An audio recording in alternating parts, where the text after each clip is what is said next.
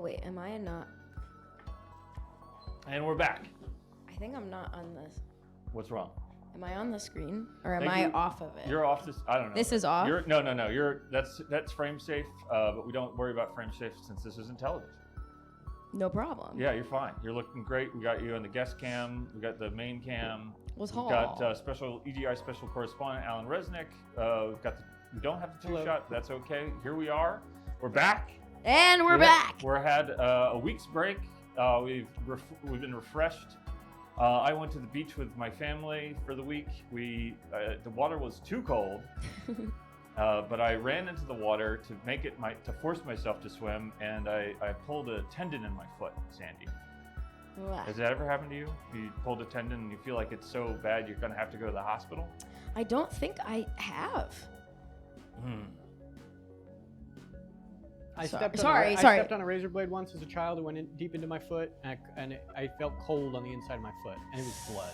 Well, Oof. Sometimes when something is, I sliced my finger open once, and then when I saw what was inside, Ooh. I've never been squeamish before. What was in there? Oh, sorry. What was that?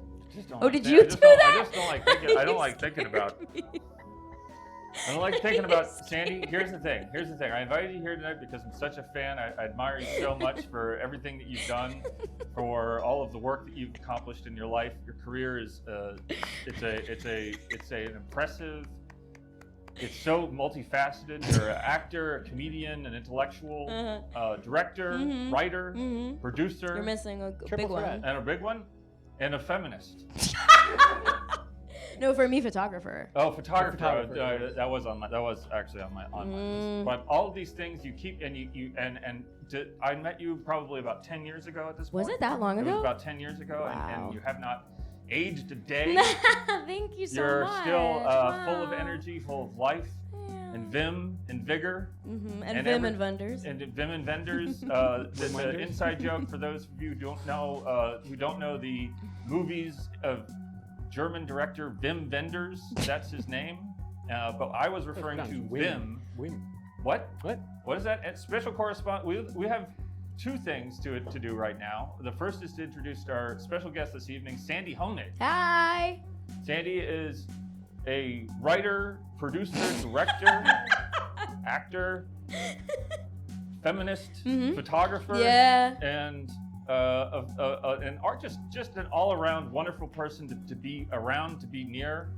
The very presence of her on this planet as it spins itself into smithereens is Thank you. endlessly inspiring. Thank you. And there's so much to be willing to. There's so many times you hear in the life that we all have these days, Sandy. There's so many times where people say something like, "It's time. It's over. I want to end it all. I don't want to talk.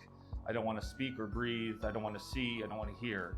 But when I think that Sandy Honig is still on this planet with me, You want to see and hear. I want to see and hear, because I want to see and hear what you're doing. Oh, thank you. And right back at you with all of it. And with us, of course, is special correspondent, man on the street, with his hands firmly on the pulse of the Firmly on his chest. games, news, reviews, culture, industry, getting the street level perspective at all times. Allan Resnick. Hey, Robbie, I'm happy to be here. I love you, Robbie. I care about you, and I care about EGI too. I love EGI too, and I'm happy to see Sandy is here on the program. So this is so fun for me. Well, back to you, Sandy. Back to you, Sandy. And back to you, Sandy. Back to you, Allan. Back to you. And we also, with us, of course, welcome back to James, our producer, rapidly opening and closing windows and hitting buttons that we can't hit to ensure that the show does not crash into the pit beneath us. The pit, of course, being the pit that all of us see and hear the echoes coming from, like the old story about the man who moved in with his sister near the pit. We all know the story of the man who moved in with his sister. And well, the pit was full of pig people. Robbie, are More you like a doing this pig, story? not a pit. I don't think a hype train is. The hype train is that's not my story. That's someone else's story. That's Hodgson, of course, William Hodgson's story. A House on the Borderland, for the literary types out there who love the who love to read books Hey, it's okay. and to read short stories and novellas. House of the Borderland is somehow all of those things in one. And this is a video game show, so we're going to be talking about video. I don't know if you play video games, Sandy, but this is a video game show. So this is a video game talk show, but we are in it. With us tonight is Sandy Honig. Hi, so great to be here. Sandy, how are you feeling? What is happening to you? What parts of your body seize up in great excitement? I have to interrupt you before, Sandy. I'm so sorry you cannot talk because we have very breaking news. A hype train has started, and if you're new to the show, Sandy, Robbie tells an incredibly weird story for the length of this hype train, so he has 5 or 4 more minutes to tell the story. Back to you, Robbie. Back to you, Allan, and back to you, Sandy. And back to and you, back to you, Sandy. chat. Thank you for the hype train. The hype train story time begins now. It's Robbie's stories, and story time is difficult when you've been on break for a week. But we did read some, we did think some, and the thing that comes to mind, and going back into the old stories, into the old histories that we lost simply because there was no history in the time of where this story takes place, is both natural and difficult and extensive. So that begins now with the story of. He's making these up, by the way. He's just making it up. Twilight Man. Okay. So the Twilight. Remember Allan? Of course, you've probably, as a learned one yourself, and Sandy, you've obviously been well educated. Back to you, Sandy. Back to you, Sandy. The story of the Twilight Man and the Hangdog and the Scout. Yes, my there's mother 3 used to tell me this one. Okay, so you can obviously fill in the blank. I'll sing the along. Twilight Man, the Hangdog, and the Scout were all. And of course these are tales of simple morality, of the long history that we had to go through as a species to the point where 18th century humanism caught on, and we all suddenly started seeing each other as people and less about wild animals that needed to be ground down into the earth like gory puppets. So the Twilight Man is starting with. There's 3 things. So there's the Hangman, the Hangdog. So the Hangdog was, of course, the regular dog that was always hanged at the end of the hanging season. So they would hang numerous people throughout the hanging season, but they would always end up hanging a single dog, just to kind of round it all out and make it feel like we were all, we all had something to rail against. And wouldn't it be nice if all the people that we sent off into the afterlife, which we all believe in and all believed in as human beings until the moment that the lights turn out, and then all bets are off. But so one day a little boy named Scout. The boy was named Scout. It's not the Scout from the one book where it's a girl named Scout. It's a boy named Scout, and this is obviously before To Kill a Mockingbird takes place, which is in, of course, late 19th century. It's probably 1890s. And they hung a dog in that book? No, did they hang a dog in I that? wish they called that To Kiss a Mockingbird. Would be nicer. And Sandy, if there's one person that could actually put a pin in that, Sorry. that whole literary, I would say literary confusion. To Kiss a Mockingbird. Because you had To Kill a Mockingbird, and then you had the other book. To Kiss a Mockingbird. No. They didn't make it. I'm saying you make it. They made to go see a Watchman. Watchmen. And Atticus was made into a different Atticus than the one that we all grew up knowing about and thinking about. And so if you were to go back and make an unofficial third in that series with Scout, where Scout is a boy, and instead of killing the Mockingbird, he kisses the Mockingbird. Oh. The Hangdog comes Robbie, later. I have to interrupt you. We have breaking news. We've hit a level 2 hype train. This is very good news. So Sandy, if you don't know, this means that little children who are watching this, they've earned money at these jobs that they work, and they give the money in bits and bytes to, some of it goes to Amazon.com. That's some of so it, great. And some of it goes to us. Well, to Robbie, he doesn't pay me, he doesn't pay James. We're just doing this for fun, and you're not getting paid. That's fine. And I'm Robbie paying tells to a be story. here. Robbie tells a story. So we've hit level 2. The story will continue. No, for we've hit 4. level 3. Well, we completed level 2. We're on level 3. We're on level 3. The story's going to continue. Back to While Robbie. you were speaking. But we do have breaking news, because Sandy Honig has confirmed that she is writing a third sequel in the To Kill a Mockingbird trilogy. That's she great. will be penning that, ghostwriting it for the late and great Harper Lee. Congratulations. Oh, wow. You do a lot of stuff. So it's amazing. Again, so multifaceted, such an inspiration, but we can't talk about Sandy right now because we do have to talk about that. The Hang Dog, the Twilight Man, and Scout. Scout the boy who lived 500, 600, 700 years ago in a little village where they hanged multiple people throughout the year until the end of the hanging season when they would hang the dog. And one day, Scout walks out of his hut, his yurt. I think it was a yurt. We called You them just yurts. call me. Sandy, we didn't really quite get to the point where we were dealing with huts until probably, I don't know, I want to say like the Babylonian period, the cradle of civilization. This is sort of in between the great migration northward and sidewards from the African steppe from whence we all, as a species, migrate. So this is sort of in between that and the cradle of civilization, the Babylon, that whole what was it called, Sandy? That period of time. It was Pre-Pleistocene, Mezzozine, The mezzo-soprano era. the mezzanine, but the mezzanine. The mezzanine. So it was the mezzanine. So these stories always start off slow, but they get good once they get going. So back So to I'm sorry that I'm laughing. Everyone is mad at me for in the laughing. mezzanine, there was a I didn't know small the town rules. Where You they can laugh, you can laugh. hanged half the town once a year, but luckily they were such precocious people that they were able to repopulate the town very easily through actions that could only be described as graphic. So the stories usually around level 3 hype trend, they start to get a little bit sexual. The higher level of hype the show gets to, the more sort of explicitly graphic. Twitch loves sort of sexual acts. So back to you, Robbie. Back to you, Allan, and back to you, Sandy, for sitting with us and also revealing so many. Sorry, they're interesting mad at things me in the about chat, yourself. so No, I'm you haven't done anything wrong that I've seen.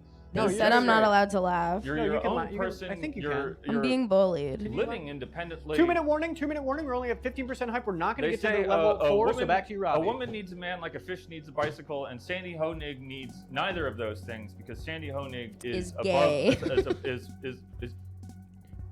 what? Gay. Oh, great. Didn't know that.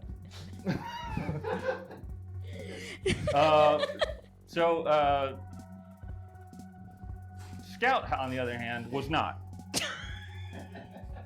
Highly sexual. When I said he was a little boy, he was more of like a 19-year-old.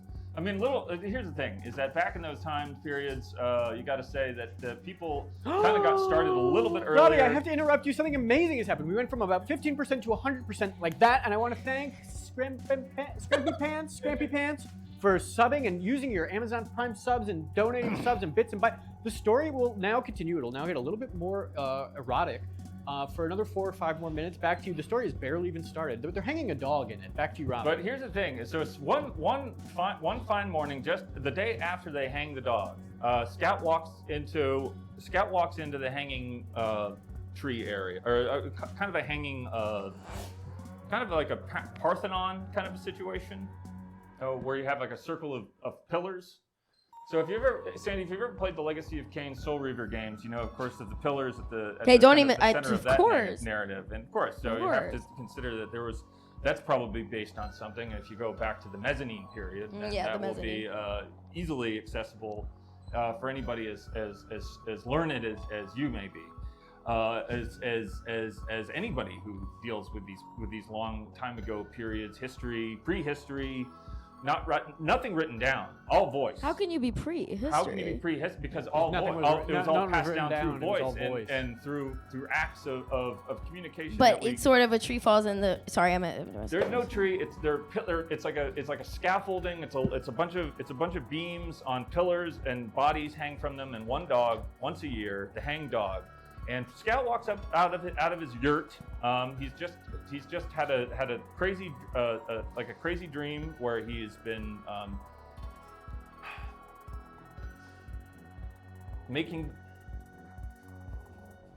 he's been stepping out. Is what I'm trying to say. In the dream, Sandy, Scout the boy has stepped out fully. What do you mean So he stepping went to. out? What I'm Stepping trying out? to say to you, Allan, and what I'm trying to say to Sandy is that when Scout the boy went to sleep, he woke up a man. Does that make any sense? Because he was stepping out? Because he stepped out in the dream, and the dream took control of that boy's body and made that boy into a man. Does that make sense, Sandy? Yeah, say no more. So he stepped out of the yurt he stepped out of the dream. He stepped out of the yurt. He saw the hangdog, and the hangdog was no longer a dog, ladies and gentlemen. The dog had turned into a violently engaging to behold. How do I say this without? To see it, there's things that you see in your life, Sandy, and maybe you've seen this as well. And I know that many people throughout history have seen these things, where all of a sudden everything turns on. All of the cells in your body, all of the different nooks and all the different cracks and extrusions on the human body all sort of flare up all at once. Is that you Yes. recognize this as a truth that I'm saying? Of course, I was hospitalized at the age of 12 because of this. Well, this is if there had been a hospital, Scott would have had to go to the hospital. But at this point, we're prehistory. But it wouldn't have been. But it wouldn't. There was no hospitals exactly. But there was none of the hospital because of the and he wouldn't prehistory. have had to go to a regular hospital where they treat broken bones and gunshot wounds. No, he would Well, have sticks had and to stones go. may break my bones. He would have had to be detoxed, is what I'm Right. trying to say. There was something about this, the transformation of the hangdog into the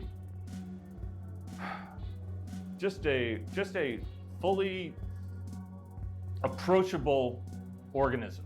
1 minute warning, we're only at 59%. I don't think you're going to make it to the next level of hype, level 5. So finish the story, get to the moral. So but the point is that when he saw Scout saw the hangdog had become, and this is early in the morning, so everyone was either asleep or still Maybe make it sexual. stepping out. Stepping. Well, but they were inside their yurt, so they were stayed in.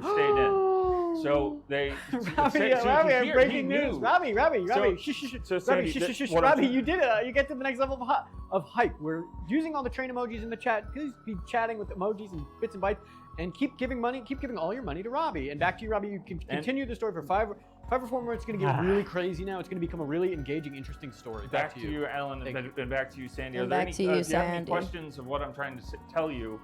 I will try to elucidate. I think Robbie, it happened again. You somehow jumped a level. Thank you, Gun Pixie, my favorite game. Gun Pixie for gifting all these subs. This is incredible. You've all tier 1 subs for 5 months. So you're going to watch the show for 5 more months.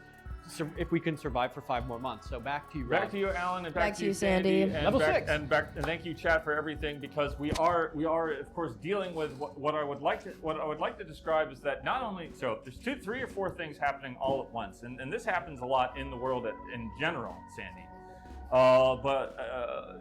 The dream that ended with the boy becoming a man, and the sounds that come from the yurts in their village as a result of people actively repopulating their village so that they can hang more people in the year following.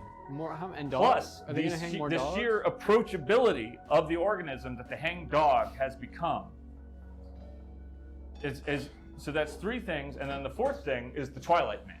Yeah, this story is a little confusing for me, but go on. No, it gets easy. Like when you were told it since a child, like it starts to make I sense. see. Like You can imagine Yes, there's a it's rhythm one to the language. Yeah, there's a rhythm to the language that when it's ancestral. I see. Yes, you can imagine Mater or Pater sitting on the foot of the bed and explaining to you the story in slow motion detail. Their voice cascading over you like a warm blanket of parenthood while they tell you the story of the My mom approachable organism. Yeah, she would tell it in slow motion. that existed because a lot of times, as we all know, Sandy, and and thank you for coming and being such an inspiration for us all. But the one thing that we will say is that in this period of human development, there was a lot of strains of humanity that didn't make it. Yes. So we obviously And we salute them. and we salute them. The people of Lang, the plateau of Lang. Thank you, Cragon72, for gifting a sub. For gifting subs. the sort of spider people with the face masks that they would Spider-Man. take. They were Spider-Man, of course, probably, as in all comics, are sort of based on prehistoric. Thank you, Jovial Jellyfish. Thank you, Jovial and- Jellyfish. Get but- Have you tier driven ones it? up to someone else. In previous periods of time, so what happened? So the Twilight Man. Here's the story about the Twilight Man, and I should have probably, I maybe needed to precede this a little bit, but the Twilight Man was a being of great supernatural power, 8 feet tall, 9 feet tall, just completely naked as the day he was born, but fully activated from the day he stepped out of his cave into the eternal twilight of that period of. It was always dark. is Who's what I'm trying to say. who's the main 'Cause character? it's after- Pre-Twilight. Scout is the main character, but Okay. Scout, you had to picture that Scout right now is staring at this thing that the hangdog seems to have became, and he is absolutely. I mean, he is absolutely. I mean, have you ever seen like a drag race, like a real drag race car at the starting line? All the tubes, just blasting and smoke and steam and all of these different parts and pistons just all working together to create just an absolute skid of action. So that's what's happening in Scout as he looks at this thing that's just kind of wiggling and come hithering and all of these Thank you, all Kate. these Thank you, universal Kate. all these Kate. universal expressions of come hithering. The And- universal language. Yes. So fully tranced Scout is now completely oblivious to the fact that this 9 foot tall, naked bear man. It's interesting. Bear Naked- as in a naked bear as in fully as in. Oh, I was picturing a bear. Well, don't picture a bear because you got to picture an 8 foot tall. I mean, think about what's the most attractive man that you can think of. Robbie. So a picture a type of like almost a presidential type of almost an edifice of a man. Thank you, Game Quarter. Robbie, we've hit the next level of hype. This is one of the longest running hype trains we've ever had, but the story has gotten not the least far along. Okay. So Sandy. Well, we're going back in time, so I think that's This- kind of I see. we're going further. We're going back. I mean, and the Twilight Man is ripped, and he's glistening. Ooh. Because See, this is what I was saying, because, okay. because he picks up what the Twilight Man does to the hang bodies, including the dog, is that he takes the bodies, and they hang the bodies for the Twilight Man. Is what I should have said earlier. So they take the Twilight Man takes the bodies off of the rafters and the pillars and drops them into his big belly. Wow. So he's ripped except for the one big belly. So this is sort of Just like the a one. sexual swallowing fetish, like a Yes, boar and stomach it's all fetish. sexual. Like and the belly gets bigger, and then he gives his own Birth to himself. and then eventually it sort of works its way. It all works its way down to the Vagina. pubis, and that causes these massive This is interesting. erections. Wow. Look at all the bits you just got from saying when Robbie starts talking like this, the numbers, he juices the numbers, and we get all sorts of bits and bytes. So keep saying stuff like that. Okay. So this is this point of the show, Sandy, where I just want to point out that we are not dealing with pornography here. These are These are like medical sure. terms, these are scientific medical terms. Yeah. I'm not erection horny. Are is you a horny? medical Thank you, vertical term. mammal. If you walked into a doctor's office, Allan, right now, and your pants were pulled down to your ankles, and you were fully approachable. The doctor would go, normally you are normal. Exactly, and they would sit It's you down, It's and very they healthy. might want to even study you because such a thing these days, obviously, with the issues that young people have had with repopulating the earth. We didn't used to have that problem, Sandy. Right, no. And I shined the light on you in the way that we shine the light on the truth. Yeah, do it again. So that was what Thank I'm trying to say. Thank you, Dingy Kicks, for gifting a tier 1 sub. What happens normally is that Twilight Man starts with the people and ends with the dog. But because he was because he had his own encounter on the way to this village, the Twilight Man, he he had had his own encounter with this. Thank you, Dingy Kicks. Wow, that's a lot of gifted subs. Thank you, Dingy Kicks. And thank you, Jovial Jellyfish. And thank you, everybody in the EGI2 family. We're at 2 minutes. We're at 82%. We need a bit more money to hear the rest of this incredible sort of sexual fetish story. Back to you, Robbie. So the part of the story that we don't get to hear, except for right now, is that the Twilight Man, on his way to the village to do his yearly consumation of consuming of the bodies to create the giant erection,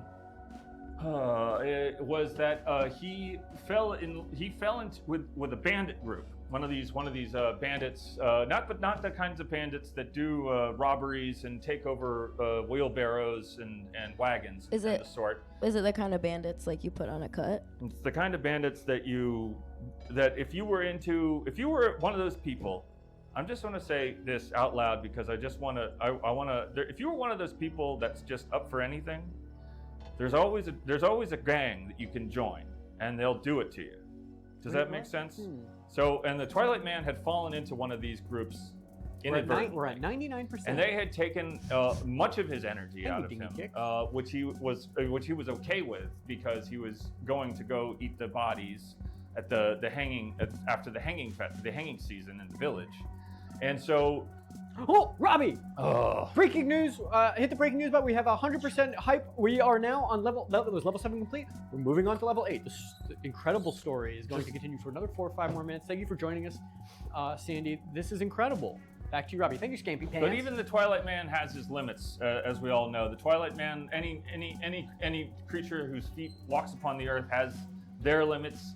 Even the recently revived Christ, Easter, had his earthly limits and was not able to find the full measure of his glory until he ascended from that cave in Golgotha previously.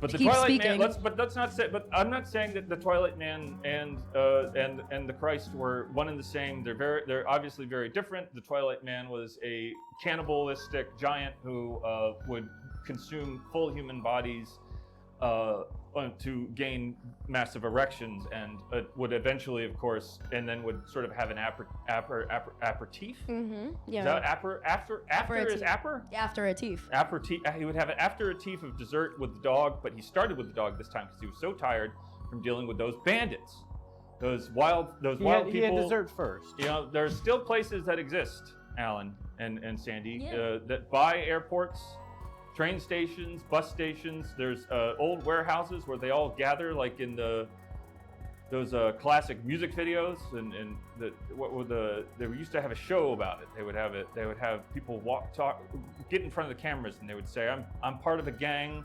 I'll do anything. Tell me what you need. I'll give it to you, but then the deal is that we're making a deal, and I'm gonna give it back. I'll give you back what you give me, what I take. We change. It's an exchange. I'll give you back what you give me. Okay. And that's why we live by the airport. In case we need to get out of town quickly. Understood. Because people have their limits. Okay. There's sensitivity. 2 minutes and 45 seconds to finish the story. We're at 33%, and if we can get to the next level of hype, we'll break the world record for EGI2. So as a result of the Twilight Man eating the dog first, he ended up vomiting up. Rather than all of that energy, it messed with his guts. He got a terrible case of the guts. You're not supposed to eat dog. Or guts. I mean, if you eat a bunch of bodies of human bodies first, right. then you can eat a dog. Oh, that's interesting. But if you eat a dog first, then you get very sick, and then you cough up a kind of thank you, Vertical very approachable organism. But not knowing what to do with it because he himself was so tired out that he couldn't, in fact, engage with the approachable organism. The Twilight Man laid down 2 minute warning. At the foot of the creature, and dreamed no more, and died there there. He died. Thereafter. That's why we don't. And that's one. So that's one moral. That's one moral why we don't have Twilight Man no more. You guys remember Moby? And then the next one is, so Scout wakes up, thank you. gets out of his trance and pounces. He's knocked out of it, because as the Twilight Thank you, Man Dingy Kicks. disappears from the face of the earth, Scout, and it's also spelled differently. It's spelled S-K-O-W-T, Scout. Oh, So okay, that's one reason, if you can keep that in your head. Thank you, so Mr. Scout E. pounces on Wisp. the organism. We're very close. It's a community effort. Everyone really wants to And hear he this story. starts- Thank you, Jovial Jellyfish. Back to you, Robbie. And it- Robbie, yay! We broke the world record for EGI2 of hype. So Sandy, thank you for joining us. This is the longest hype train we've ever had, so the story will continue. I'm excited to learn more about you, Sandy, but that's not going to happen now because 4 or 5 more minutes of this crazy story. We have understood two things. One is that the Twilight Man is no longer part of the story. Twilight Man has passed on, I missed that. Well, he died because he had spent too many time with this wild group of people living in a kind of open relationship, but not really a relationship because it's more of almost an arrangement, I would say. I mean, I guess all relationships are arrangements in one way or another, but many things are tied together with contracts or by mores, and some people just prefer doing pure anarchy with their bodies. A pure form of anarchic expression that cannot be bolted down, it cannot be it can't be put to law. It breaks all expectations, and that was the goal of these bandits, and their own acts ended with the Twilight Man's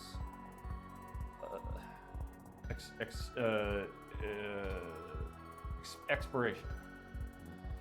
But Scout, the hero of this story, has woken out of his trance after seeing the organism, and let's just give the organism a name.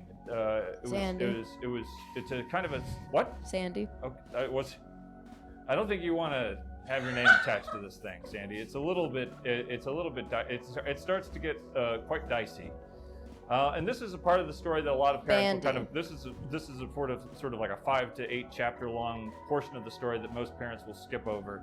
But luckily some parents did it, and that's why we still have the story to tell you tonight here on twitch.tv/EGI_2 with special guest Sandy Honig, because Scout had complete. Allan, if I could just point my hand at you for a second. What I would like to say is that Scout and Twilight Man had fallen in with a group of people, and he didn't know what he was going to get. And he didn't have any expectation. He was just in there for, sometimes you walk into a bar and you want to have a drink, and you walk out 4 or 5 hours later and you've got a broken nose, 2 swollen eyes shut, and a wedding ring on, and you just don't know. You wake up the next day and you feel and Scout was not going into anything unprepared. That's what I'm trying to say. Thank He had you. woken Thank up you a for man. directing that at me. His full body was fully ready to engage with the being before him, the hanging being that had been splayed out, that splayed itself out, that was fully. There's parts of the human body that just incite the human imagination. And imagine that if there was a being that was just those parts, and that being was ready, was just a fully passively ready thing. All parts, all forms of humanity were represented on the surface, on the form itself.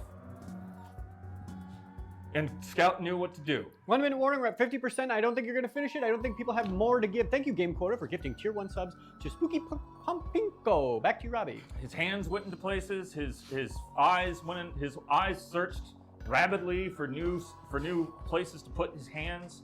His nose smelled scents that were unlike anything that has been seen or sensed on the face of the earth since that time period.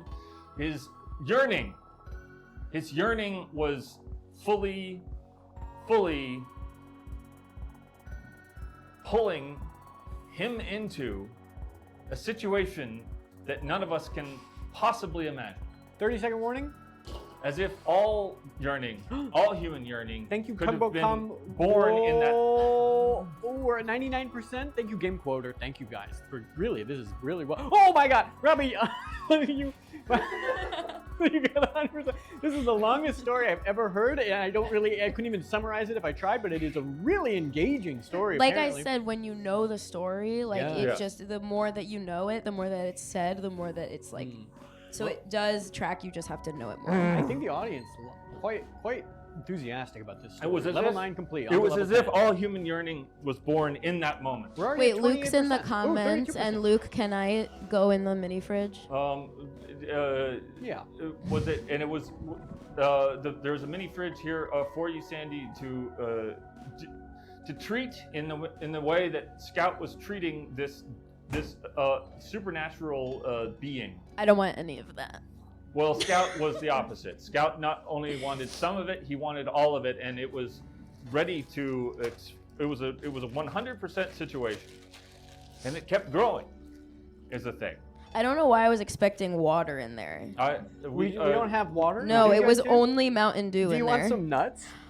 That actually would be so great. I would love. Okay, there's I no really. top to it. The top No, is that's locked. totally fine. Okay. Oh my god! Okay. So But can I have- unfortunately- Yeah, you can have So nuts. we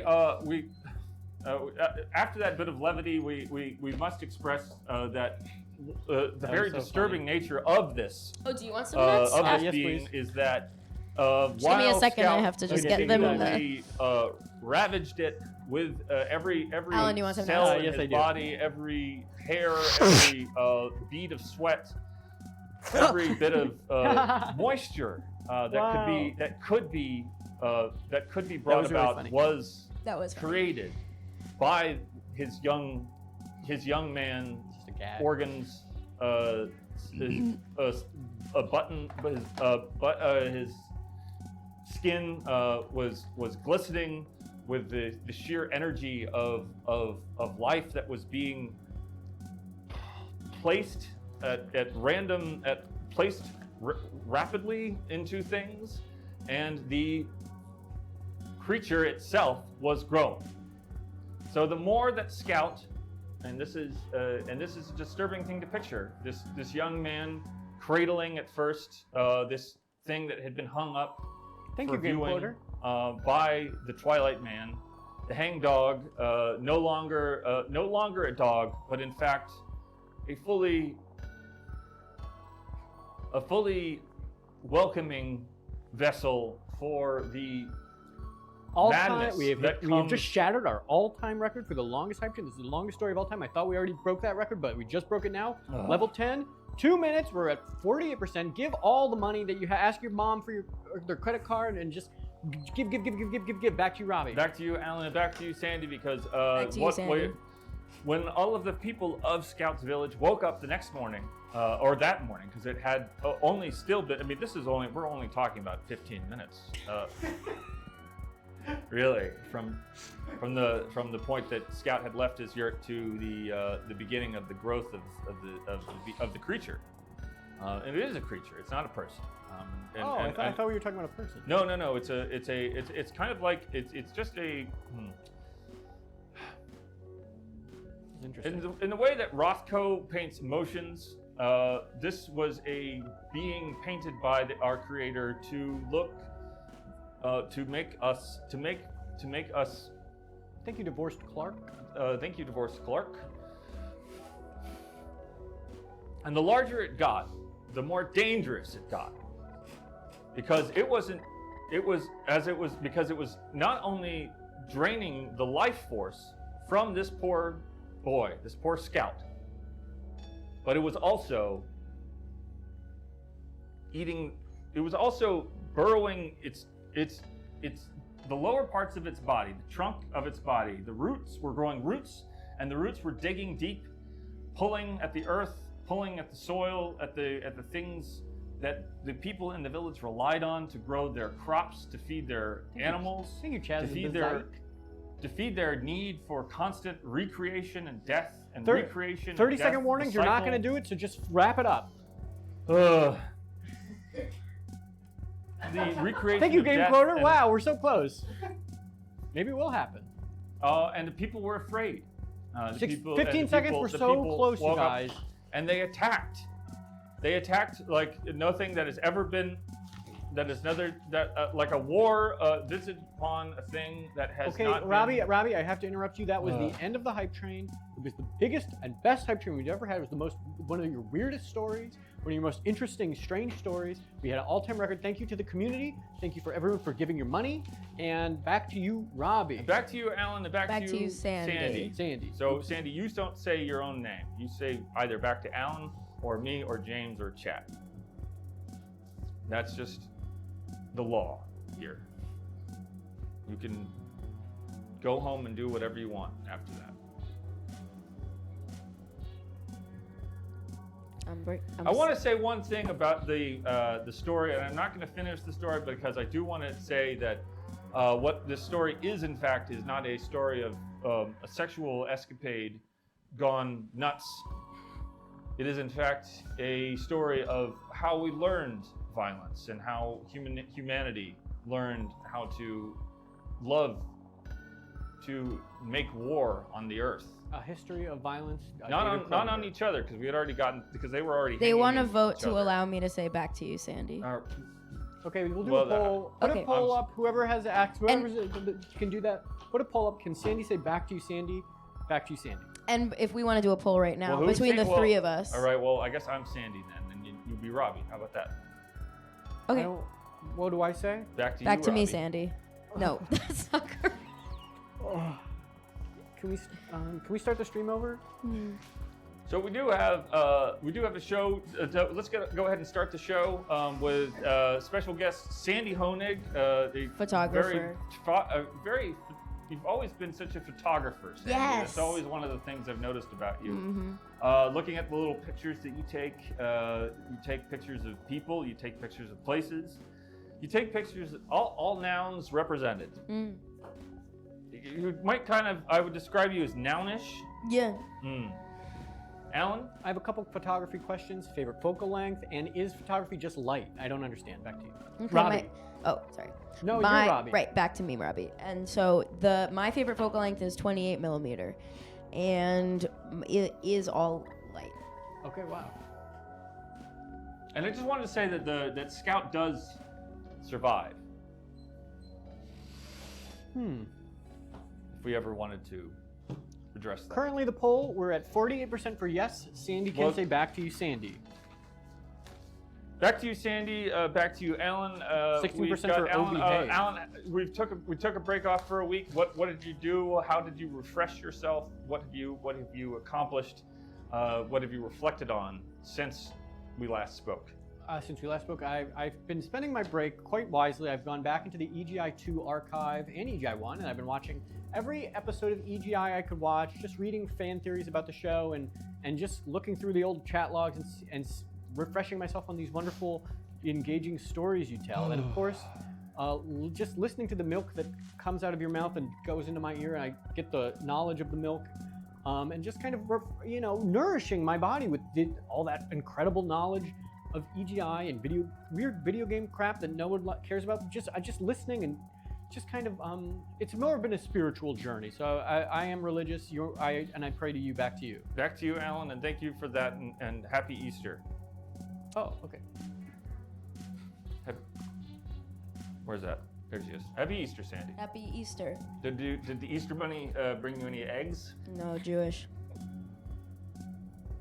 Well, isn't that what the Easter Bunny's for? To bring me no, they don't bring eggs if you're Jewish. Well, I'm not gonna touch that one. You can go ahead, and I would like to know. Sandy. They don't bring eggs because of when we're Jewish. Because of they throw shrimp at us and because of we're kosher, and they go. They shrimp? Well, we don't have shrimp. I thought you don't have shrimp. Right, but because of what happened. Because of what happened in the desert. Robbie, can I have eggs? No, that's why. Because in the desert there was no shrimp. No, there was shrimp. I thought it just went bad. No, there was no shrimp in the desert, and that is why. What we don't about eat the shrimp. little saline ponds? That doesn't mean not all ponds have shrimp. Robbie, Allan, am I allowed to eat eggs? You can eat eggs. You can eat shrimp. You can eat whatever you want. Okay, great. Sandy, what do you work? Do you have anything to promote? This is interesting. I just want to say one last thing about the Twilight Man. He does return. Things to promote. Things to promote, things you might have seen. It doesn't have to be a project. Obviously, you're very busy, but I'm assuming that most of the things that you're doing have secrets attached to them. Well, but you could just talk about something that I would love to promote right now, because I'm just really loving like their influence on my life, is I'm having a lot of blisters, so I would like to promote Band-Aids. Band-Aids, blisters, Band-Aids. I'm not promoting blisters. Lance your blisters. You heard it here first. Let the blisters run out. And the Band-Aids run in. And the Band-Aids run in. They pay you to say that? No. I just love Band-Aids. They're really helping me right now. Oh. They're helping me out. I would like to consider, we do have some sponsorships for the program, so let's go ahead and hit the sponsorship button. Frame Gride, the Dreamcast game from 1999, in which frames just are grinding around like crazy. Frame Gride. That's it. That was all the other buttons don't work, so we're gonna just rely on Frame Gride and maybe blisters. So blisters are. No, we're not promoting blisters. We're promoting Band-Aids. We're anti-blister. But we are promoting Frame Gride. So if there's anybody else that wants to reach out to the people behind Frame Gride, anybody involved in the publishing, development, or production of the game, should be contacted and asked if they would like to sponsor EGI 2 someday. That would be great. What's that sound? What's that sound, and what is that sound? Sounds like someone. Sandy, you're always working on something, but you're also someone who's super. You're physically active. It's what true. I want to say. You're always running around, jumping up and down. You're shouting. You're shouting. You're climbing. What are you doing? I'm surfing. I'm running. I'm surfing, running. I'm climbing. Like the little like ropes and stuff. The little ropes, the big ropes, ladders? The ropes in which we all hang ourselves at the end of our lives. All death is suicide. All death is suicide, and all lives end in rope. Is what the old. I believe that's in the Torah somewhere. Yes, that is from my side. The all death is suicide, and sorry, what was that last part? I know it. I just need you to say it. All lives end with rope. All lives end with rope. Yes, that was from the Torah, from the Talmud, from. See, we don't have sort of like, James 52. We have like Shlomo, 31. What's Madonna into these days? What is she into? Yeah, she was into some of this. She was into the singer. I think she's into making herself look like the guy from Saw. No, but I don't know if you Carrie Elways? Sorry, the they from Saw. Hot in here. We do have some show to get to this evening, so let's go ahead and kick it off right with special guest Sandy Honig. Ladies and gentlemen, everybody outside and in between, it's the EGI 2005 Game of the Year Awards. Yay! Yay! Hanging dog. Oh, you went hanging dog on that one. Yeah. All of that. Yay! 2005.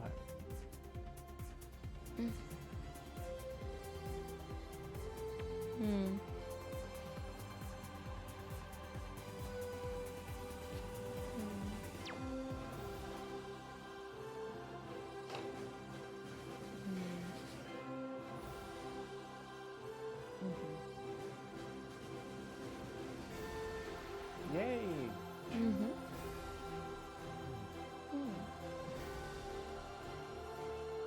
And of course, you remember Sandy. Here's the secret, and this is I'm telling you this for the first time exclusively here tonight on twitch.tv/EGI_2 that we have actually done the 2005 Game of the Year Awards before. However, one of the things that has happened to me in the week or so that I was off on vacation at the beach for a week. At the beach that was too cold to swim was I had a lot of time to think, and I had a lot of time to imagine. And I imagined people coming up to me on the beach in ways that they would not do in real life. I would imagine people coming up to me and saying things like, "Great EGI2 Game of the Year Awards 2005, but where were the Nans?" Allan? Yeah. Mhm. Where were the Nans? Yeah. And people didn't say this to me, but I looked out at that wide ocean, at the point where the sky meets it, and the line between It's called the horizon. the line between what is seen and what is unseen is, it's not, well, there's a space in between the sky and the water, The horizon. and if you picture that, They say that's where hell is. Horizon, Zero Dawn. if you focus in on that space for long enough, you can visualize anything. You visualize success. You can visualize some type of exacting some type of great revenge, or you can imagine people coming up to you and saying that you missed out on a great opportunity to talk about Nans. And there's of course the famous song from the late 1990s, where the chorus was something along the lines of "You don't know Nan." Do you remember this? Mm-hmm. So this is an experience that I want to do. This is a singular type of experience, Sandy, here on twitch.tv/EGI_2, where we will express out loud with the Game of the Year Awards 2005. What? How many Nans were? What was the? You do know Nan. Does this help? And I know Nan, and Allan knows Nan, and you know Nan, and soon everybody else will know. We will all know Nan. I'm excited to know Nan. So with that in mind, it's the EGI2 2005 Game of the Year Awards. Woohoo! Yay! Wow. Hmm. Hmm.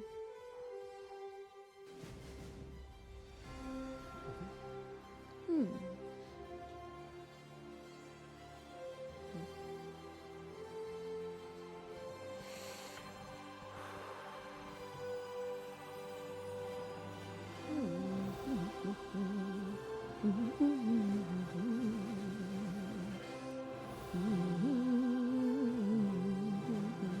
Our first award of the evening, of course, goes to the ultimate producer of Nans.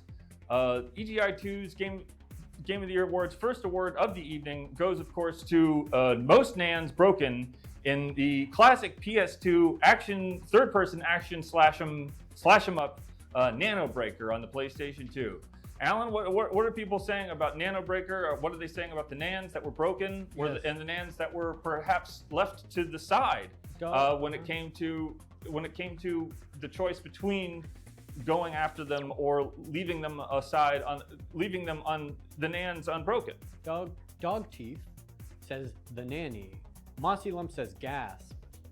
Dog Teeth says sounds good, sounds solid. You can't win a game without says, breaking a few Nans. Nans. You can't win a game. You can't win a game without breaking a few Nans, and you can't play Nano Breaker without coming away from it wanting to know more about the Nans. The Nans, of course, are the microscopic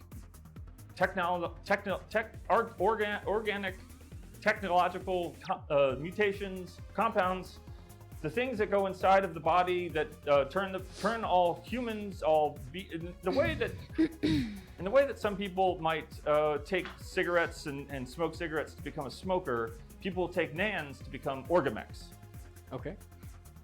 And so, and in the story of Nano Breaker, a young man, a young man, not a Nan, goes to a secret government facility to the express purpose of, and his name is Jake, to the express purpose of releasing that terrible island from its burden, from the Nans.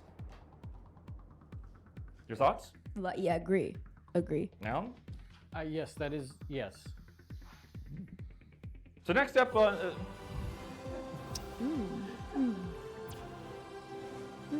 Next up on EGI2's most Nans broken. Congratulations to Nano Breaker. Yay!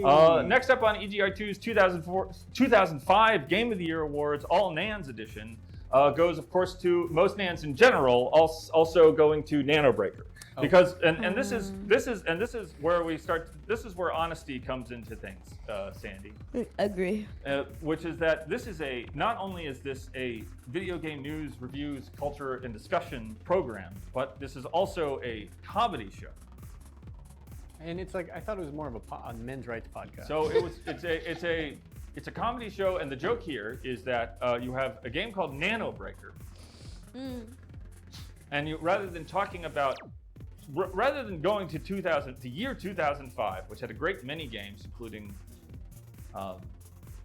Dark Watch, Metroid Prime Pinball, and this is a joke you're telling? well, I'm saying rather than talking about the games that did come out. I mean, then this game did come out. Nano Breaker did come out in 2005. Sandy. Of course, we will agree on this. And we will, and we will shake hands in a shared truth. What? Wet.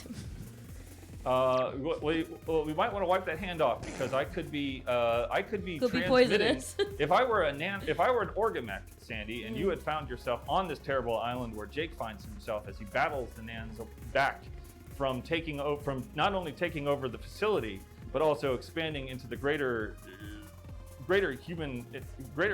settlements, then that would be one way I could do it.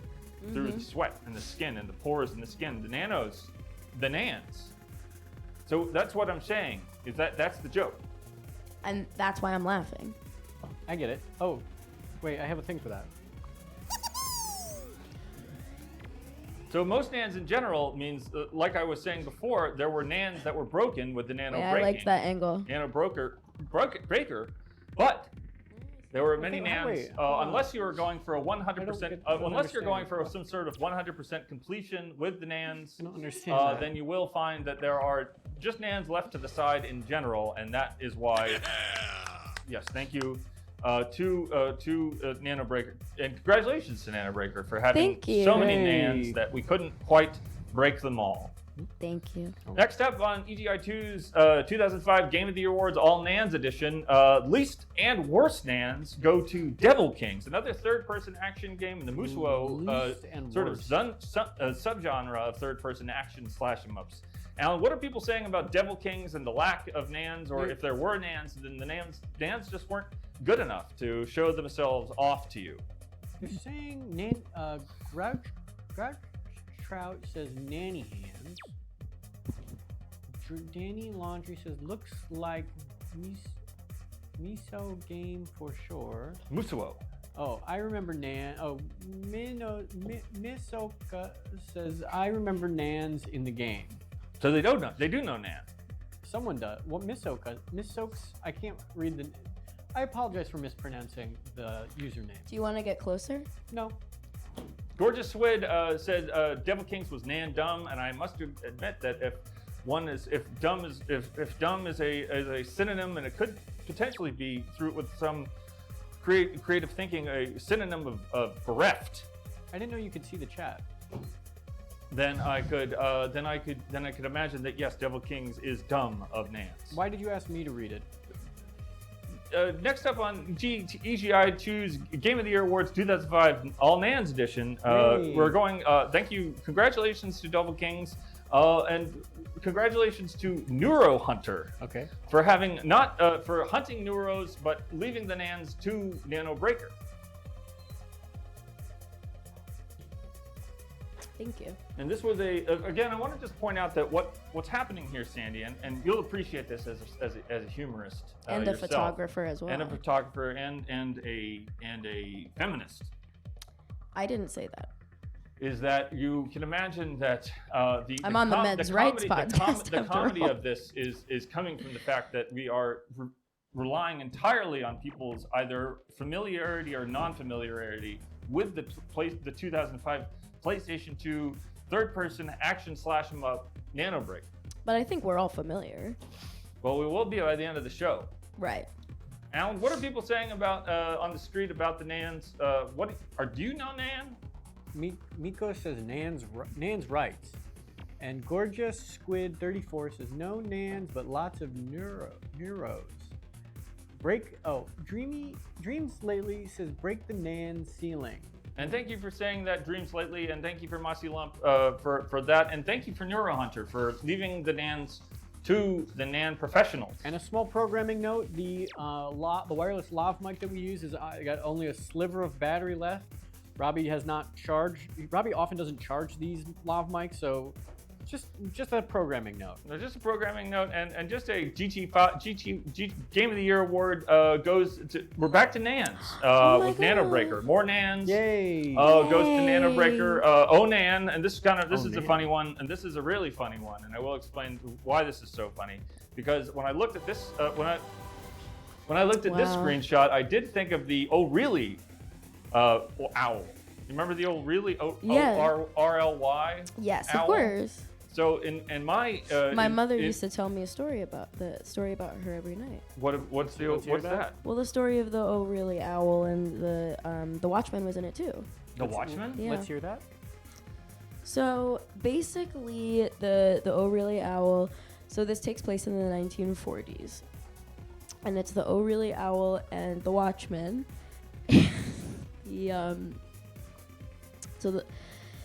So the O'Reilly Owl had a sister, and her name was the O'Reilly Owl's sister, and she was basically in the town with all of them.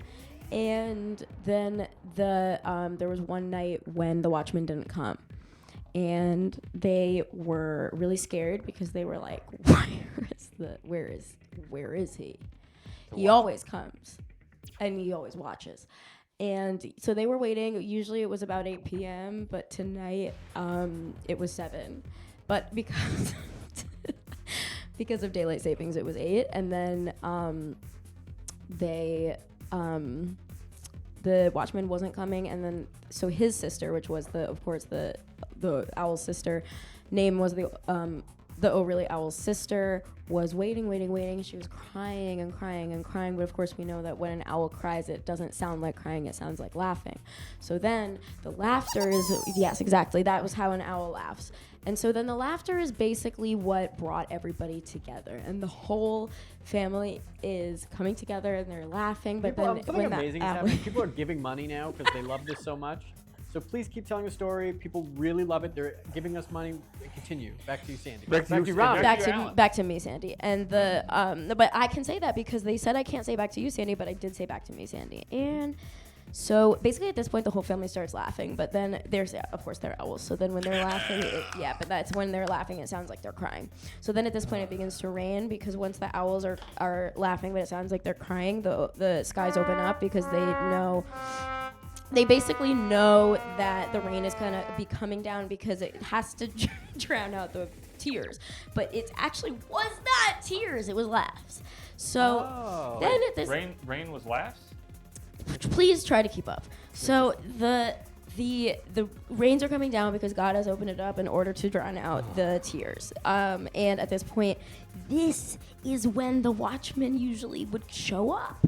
Because at this point now it's 8 o'clock. And now it's time. So then the sun's going down. So then everyone starts to get really scared. So they're crying even more, but now it is beginning to sound like a laugh. So then God is beginning to laugh. And they're laughing. And then once God laughs, that of course, we know what happens when God laughs. Well, of course. The sun comes out. So then at this point, it's 9 p.m., but the sun is coming out. And so all of a sudden, they're going, what's happening? Like, how could the sun be coming out? Thank you, 12-ounce how could the sun be coming out? Because it's 9 o'clock at night. This is crazy. I know. This is really wild. Yeah, this is incredible. So... this is when, then the ocean starts to part.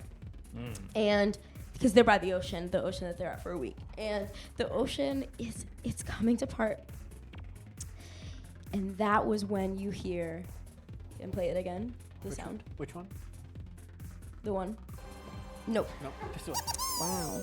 Oh, wait. That one? Yeah, that was the sound. And so that is exactly... we've gone. This is actually on the next page. It's on the next page, is why you're not seeing it. Oh, okay. So everyone's crying and everyone's laughing and the gods have opened up. So the rain is coming down, falling, but the sun is out. So it's at this point. So that's when the timekeeper. Thank you, Miss Oaks. Yeah. The timekeeper story. has since the sun has come out, but it is 9 p.m. He said, "Oh shit, I gotta hurry it up." So he runs up to the to God's clock, the sun, and he's like turning the hands, and he's turning. He gets out his big tool, and he's turning the short hand longer and the long hand shorter, and the second hand is starting to go like this. Yes. So that's when. Yes. That's when you know. I get that. That was when they know that they're in trouble. Wow. Because at this point, this is when the clock watcher and the timekeeper, they are getting in they're getting in a big fight because the clock watcher wants to slow down time, but the timekeeper wants to speed it up in order to make it get closer with how the sun is out. So this is actually at this point now the really owl is starting to cry again. Because he's going, what has happened? That's how the really owl sounds. He's going, what has happened to this world, and what has happened to this life and the world and how it's happening? And then, so because he's crying again, and because he's an owl and it sounds like laughing, so they're laughing, and then at this point he gets a standing ovation. Amazing. That was really amazing. And that was about the Oh Really Owl. Wow. It's the story of the O'Reilly Owl. You've heard it here first. I mean, everyone knows it. Breaking news. We've just heard the full story of the O'Reilly Owl. Never have we expressed the full story.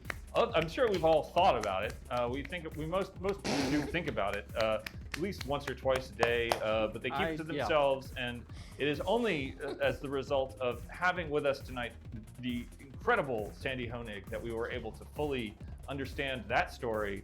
I learned that in photography Are you school. in SAG?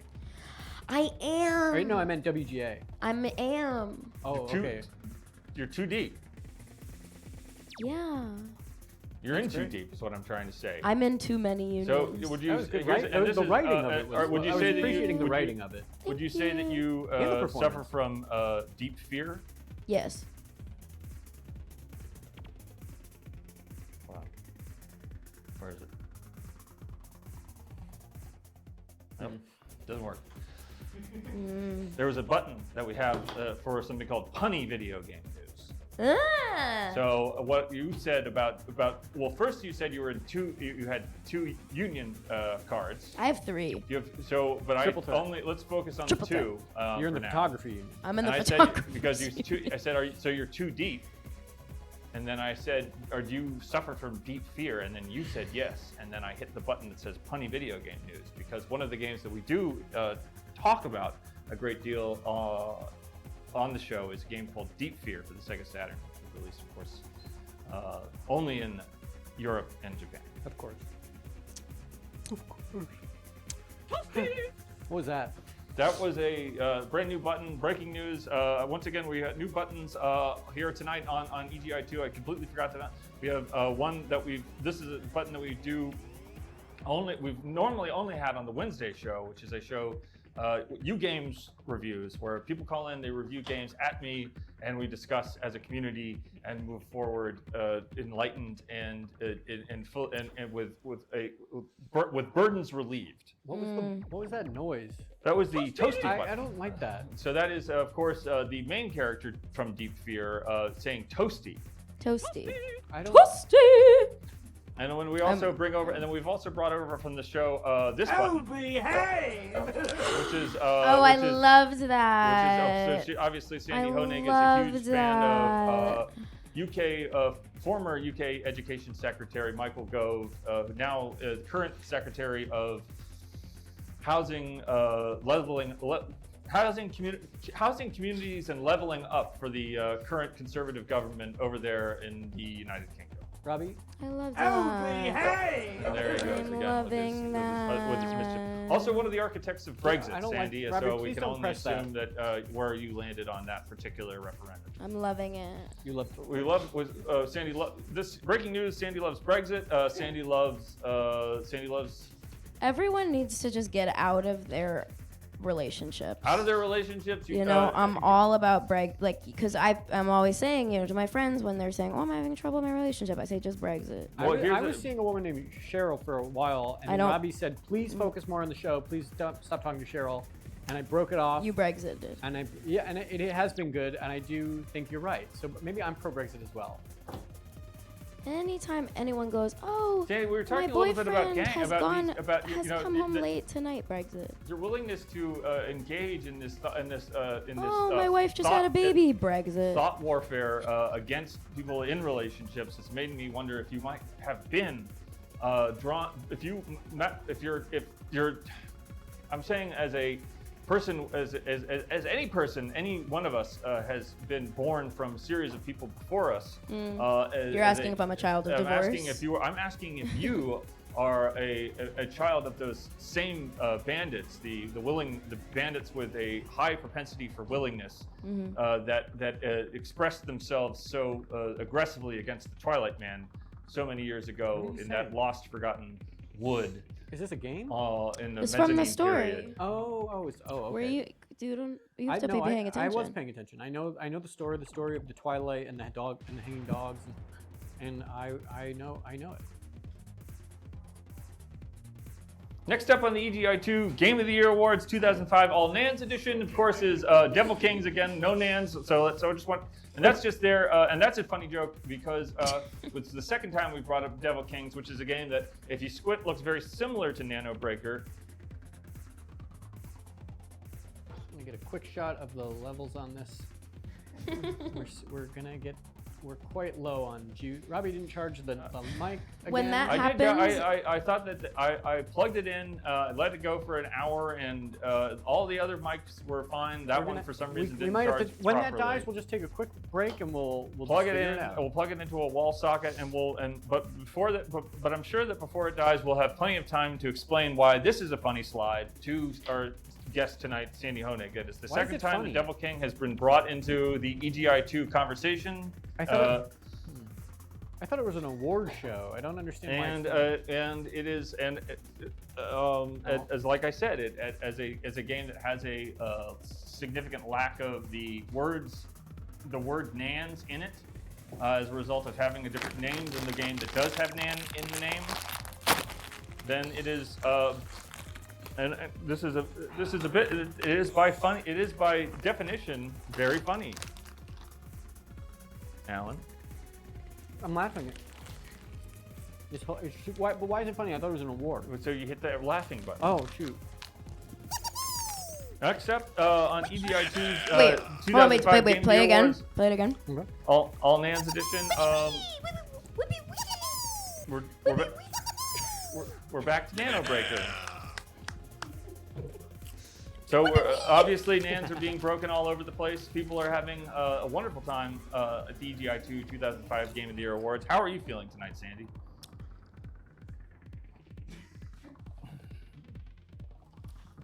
No Nans, Best Nans, Nano Breaker, and of course the EGI2 2005 Game of the Year goes to, it's Nan. Forgot about Nan. It's Call of Cthulhu, Dark Corners of the Earth, 2005's seminal first-person survival horror game taking place in a Lovecraftian sort of mishmash of Lovecraftian storylines set around the period of time when those stories were set around, and it has forced its way into the All Nans edition. So Dagon, be gone from here, for this is not a place for you. It's Nans only. And just because you say it doesn't mean you can be included in it. You must go down to the Devil's Reef and swim and slumber until called once again to rule upon this earth. Sandy Honig. Back to me. Back to you, Allan. Thank you, Robbie. Thank you, Allan. And finally, the 2005 EGI2 2005 Game of the Year Award goes to Keith. Thank you. No, this is Keith. It's just Keith. It's just Keith from Nano Breaker. So the two main characters in Nano Breaker are Jake and Keith. Thank you so much. So next up, Keith. of course, goes the EGI2 2005 Game of the Year Award. and this will come as no surprise. The game of the year is, of course, X-Men Legends 2. Thank you. So if you're That's so if you're a fan of the early X-Men Legends game that became the Marvel Ultimate Alliance games, then this will come as no surprise. It is a high-quality game, good writing, great characters, timeless characters, which you get to express yourself through as the game player and experience their lives, a day in the life of the X-Men as they rise against, as some rise, Apocalypse rise up, X-Men Rise down. they fall down, but they get back up, and that's the real moral of the story. And congratulations to EGI2 2005's Game of the Year awards. Thank you.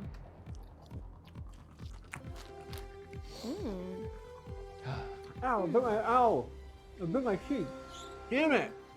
Ow. I bit my cheek really bad. There's no water. No, there's Mountain Dew though. I can't have Mountain Dew. Why no? I'm allergic. To Mountain which Dew. part? Okay, so let's open up the phone lines and see what people are saying drink. about NAND. Oh, the people mixer. saying about the EGI2 It's like when it all comes 2005 Game of together. the Year awards, and if anybody has anything they would like to say to Sandy Honig, our special guest. Please don't say that. Why wouldn't they want to say? They could say many things. They could say, show us your checkbook. They could say, bring out your dead. The famous film, Bring Out Your Dead. Bring out the dead with the Martin Scorsese, Nicolas Cage. flying around in the ambulance. You're on So the the air, Clash. I think. Say it. The Game of the Year awards, 2005 Game of the Year awards are over. What are your thoughts? Hello, sorry, I don't know if you can hear that. I'm at the airport right now, but there's no one here but me. Much like the famous Stephen King novella Langoliers, so be careful not to be eaten by the Langoliers. I have to look out for Langoliers, oh dang. Oh, sorry, what was the question? The question is, we've just finished up the EGI 2005 Game of the Year Awards All Nans edition. Nano Breaker ran away with all the Nans, and then there was a joke that there was a game that looked kind of like Nano Breaker called Devil Kings that had no Nans. And that joke played about 3 or 4 times, and then we gave the Game of the Year award to X-Men Legends 2. Gotcha. I'm still on the fence. I don't know if I'm pro or against Nan. But I'll tell you what, I wouldn't mind seeing a Devil Queen sequel to Devil King. Devil Kings, as far as X-Men... Devil Sorry, go Kings, on. of course, never got the sequel it deserved. To this caller, you're calling from the airport? What airport are you calling from, and where are what's you your moniker going? there? I want to know. This is AB from Texas. AB but, from I Texas, was of hoping, course. Yes, I'm hoping to be the B-man, AB from California, but I'm stuck at the airport. There was some mix-ups, and I don't have a hotel, so I'm waiting for a bus tomorrow. What? To get to where I need to go, to get to the bees. I will get to the bees tomorrow, hopefully. So they canceled your flight. Well, they canceled my hotel. Well, I had to reschedule the flight, and it kind of messed up everything, so I'm here sitting. I'm gonna need you to get your story I'm pretty straight. sure that if the air company was responsible for this mess, that they are responsible to you to booking you a new hotel. And AB, I have a question. Are they showing EGI2 on the screens at the airport? It is the Oh, no, 2005 Game of the Year awards, and I don't believe that anyone else on Twitch is doing the 2005 Game of the Year awards. And if they are, I promise that it's not solely reliant on the joke about the Nans. Yeah, airport. I'm watching it on my laptop. I've got my laptop here. There's literally no one here. It's so weird. I've never been in an empty airport. What happened? Why is no one at the Well, airport? perhaps Because all their every- hotels and flights got canceled as well. So you're not the only one. But let's I'm not too sure. AB, I don't mean to bleed you of the attention that you're so deserving right now because of your predicament. But we do have to talk about the 2005 Game of the Year awards. Of course. Yes, I had something to say about the X-Men Legends 2. I think I played that. Was that available on PS2? Say that one more time. X-Men Legends 2? Is that the game that won? That was the game that won the Game of the Year award. Yes. If you want to But say There anything, was 2 jokes I think- before. Just Did you tell catch the jokes? Jokes were well thought out jokes. The first one was just Dagon If from you- Call of Cthulhu: Dark Corners of the Earth, screaming Nan, And then are we out? Not yet. Not yet. We're just on contingencies. And if you're needing to say anything, you just tap me on the shoulder. Sound? AD, we are switching. Can you hear me? Can sound off in the chat if this sounds okay? I hear Allan. Loud You can and hear clear. me. Can you hear Robbie? Can you? I hear Robbie. Okay. Can great. you hear? Okay. And can you hear Sandy? Back to me, Sandy. I hear Sandy. All right. Okay. I think we're good. So we're switching over to the handhelds because for some reason one of the pieces of the wireless microphone organism does not charge as fast as the other ones. So lesson learned. But we do have the NAN. So the joke was that. And then there was just the name Keith, which is just the name of the villain of Nano Breaker. Gotcha. Yeah, I'm not sure about the NANs and X-Men Legends 2. That was available for PS2, right? PlayStation 2, Xbox, Xbox, GameCube, and possibly PC, Alan. But you would probably know better since you're the X-Men 2 Legends 2 expert. Yes, in the I building. am. PC.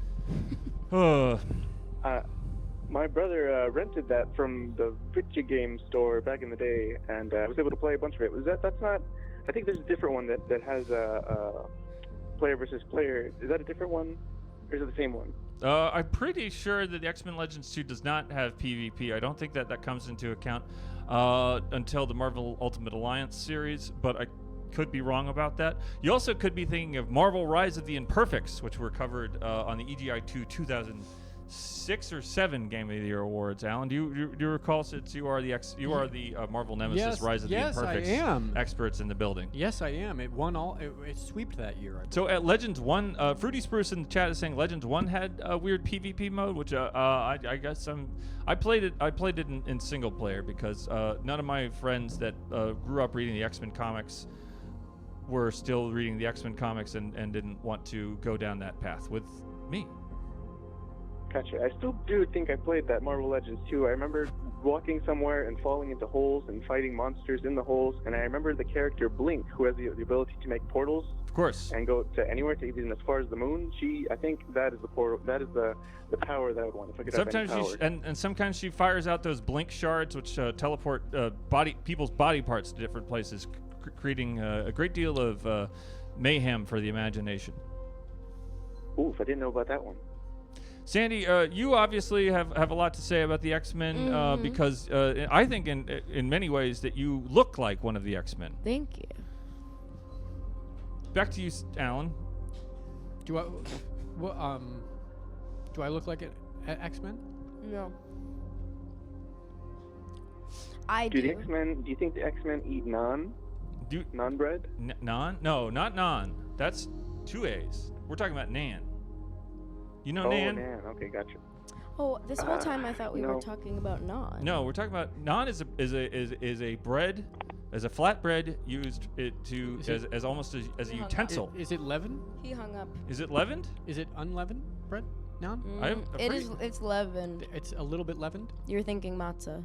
Oh, okay. Matzah. Yeah, I'm on the fence. I need to learn more He about hung up, Nan. I think. AB No, from I hear Texas, is there matzah? No, I think is he there? hung up. Could there be? We lost him. Yeah. Obviously, okay. Let's still just here. take. I'm still here. Everybody, Hello? stop talking for a shit. second because I need to think. Everybody, obviously, there couldn't be matzah nan He because hung that's up. because that's the Mike. still Those are here. the first of all. It's not even. There was no nan. It was nano, but we took the o out for comedic purposes. Sandy. Hello. I agree. But could there be matzah nan? I'm still Now here. that he hung up, by the way. AB, don't get on that I'm still plane. here. Hello. I'm still Don't- here. Do not get on that plane. I think he hung I'm up. not going. I'm still here. Are you trolling me? No, we're not trolling you. It's sad that you hung up. Come on. And we did lose. I think what we're experiencing right now is that traditional Sandy Honig flavor of comedy, where she comes at you with no. She's relentless. She can't be stopped.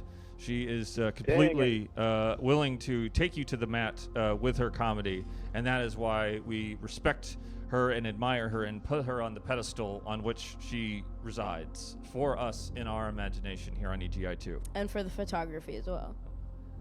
I would have taken a screenshot of that funny face if my fingers could reach the Windows key in the print screen, but I could not. It's a tough time when you're at the airport and you're scrambling with the laptop as you're digesting the conversation that we've just been having for the last 30 minutes or so about the Nans, and now we leave you, AB from Texas, alone in the airport because we must take another call. But we do wish you best. Obviously, there is no greater insult than having to stay in an airport for longer than you want. I'm surprisingly fine. Thank you for your time. Everyone else have a good day. Good night. I think he's still on the line. Oh, Now that's what we are calling in the business with a kind of joke. It's a reversal joke. It's a reverse, obviously, because she was saying that he wasn't on the line, but he was on the line, and now that he's not on the line, she says that she is. It's now someone else. And in the same way, caller, who is this? Where are you calling from? What are your thoughts on the EGI2 2005 Game of the Year Awards All Nans edition? Do you want me to get the bug? Yeah. So this is Dozzy calling from Colorado right now. Dolly calling from Colorado. Yeah. And I have a thought about the the 2005 award, because yes, Nano Breaker. Yes. Great game, but then there's Nana PS2, and that wasn't on the list. Well, because it didn't have Nans. I don't think Robbie's doing the list. Because I'll explain again why.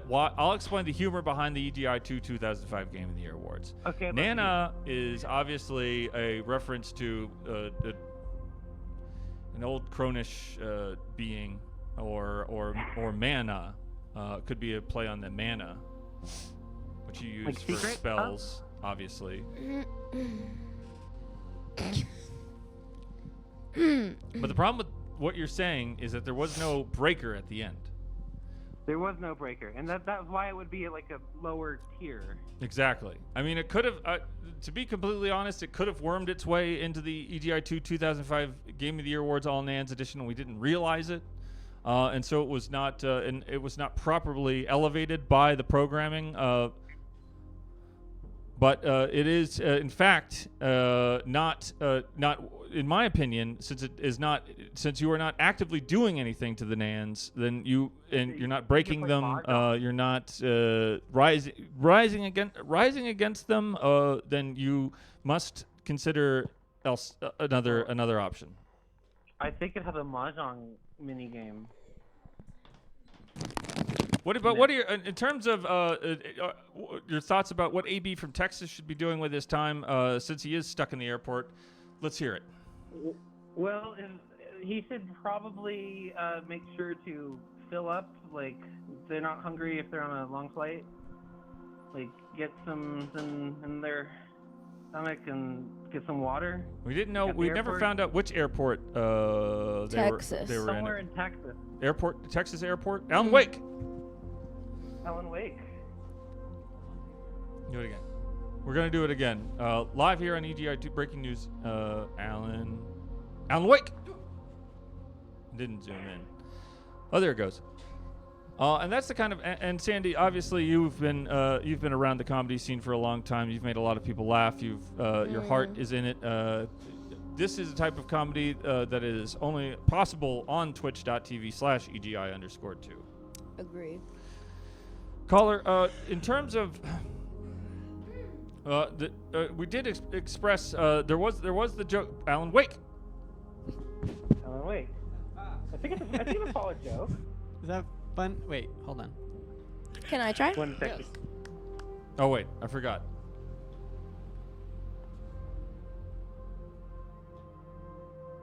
Alan Wake. Oh, but it's Sandy. Wake. So it's not as funny since there's no Sandy Wake.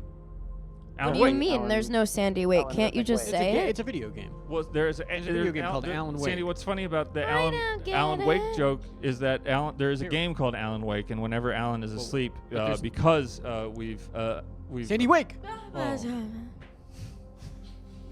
like Oh, it whenever do- it you does boot work. up Alan Wake, you have I to didn't press think it would the work, but A it button over and over to make sure he wakes, so he doesn't This sleep is through the whole interesting. game. yeah, This is very interesting. it'd be great to put her back to sleep. Sandy Cheeks. Hey, I'm laughing. bug. It's hilarious. The bug. I asked But I you. know, but I didn't there's think a it would come to me. breaking news. There's a bug in the building. And Alan said- is afraid of this big. And it's a everyone big bug. here is a witness. I said, Allan, Am do I you bit? want me to get the bug? And he said, no, I'm I'm bit. brave. And I think I got bit. no, you didn't. And this obviously gives us an opportunity to bring us back to the Nans, which is of course the bugs. If the bug has consumed any Nans from Orgamech, then the bug could be if the bug were to land on Allan or Sandy or James, any of us James. here, and transmit the Nans to them, then we would of course be It's back on me. drawn Quite into violent to kill. a a long man. twilight of merciless half-life. How's Colorado looking these days? How's Colorado doing? What's the wildfire situation? Where are the Nans? I'm looking out my window right now. There's no Nans. There's a car. There's some reeds, like soil. There's houses, but there's no Nans. It's safe. We're safe here. So you're feeling safe. You're feeling fully. You're not feeling exposed to any Nans. You've No. found. I don't even have it installed. The game on my PS2. I don't even have it. If you're just joining us, Sandy Honig has caught a very large bug which is threatening to infect us all with Orgamech Nans, and but because of her pacifism, because of her love for all things living, she has decided to spare its life, and as a result, it will go on into the night, a free being, free to join the host of living creatures I would worry about Los dance. Angeles. Hold on, that dance nymphishly in the night, with love in their hearts and mercy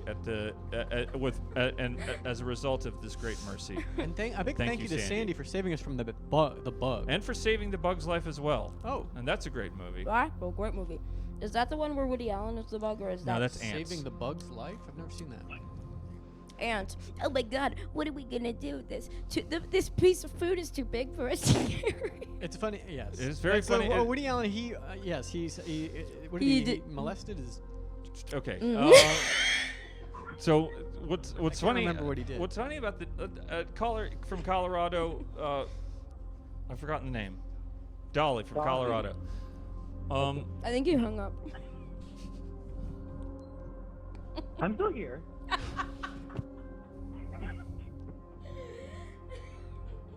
I'm right here. Starting to understand why your signal.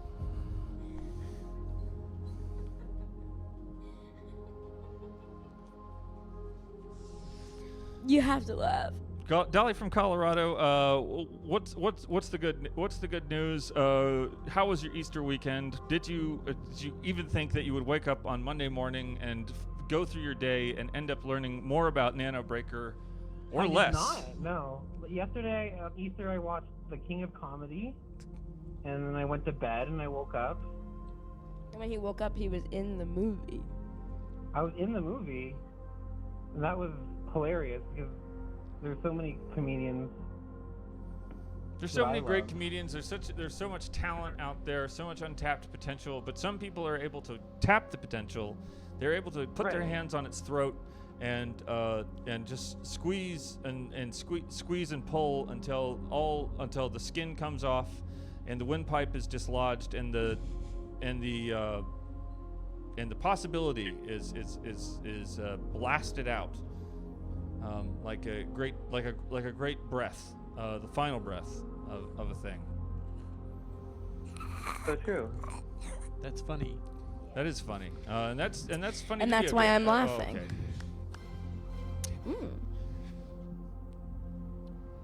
Did he hang up? Wait, now that's funny, Giddy.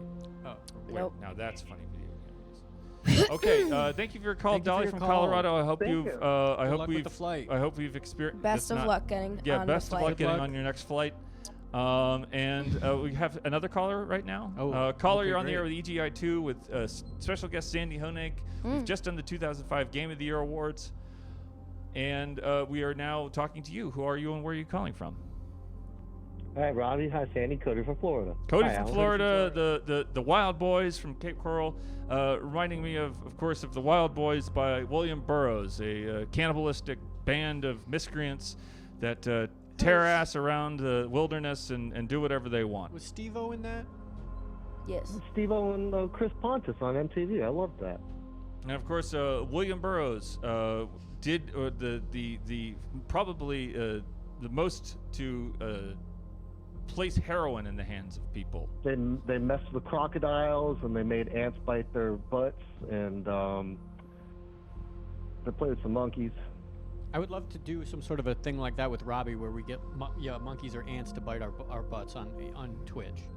Sandy, have you ever had a monkey, any sort of animal bite you on the terrier?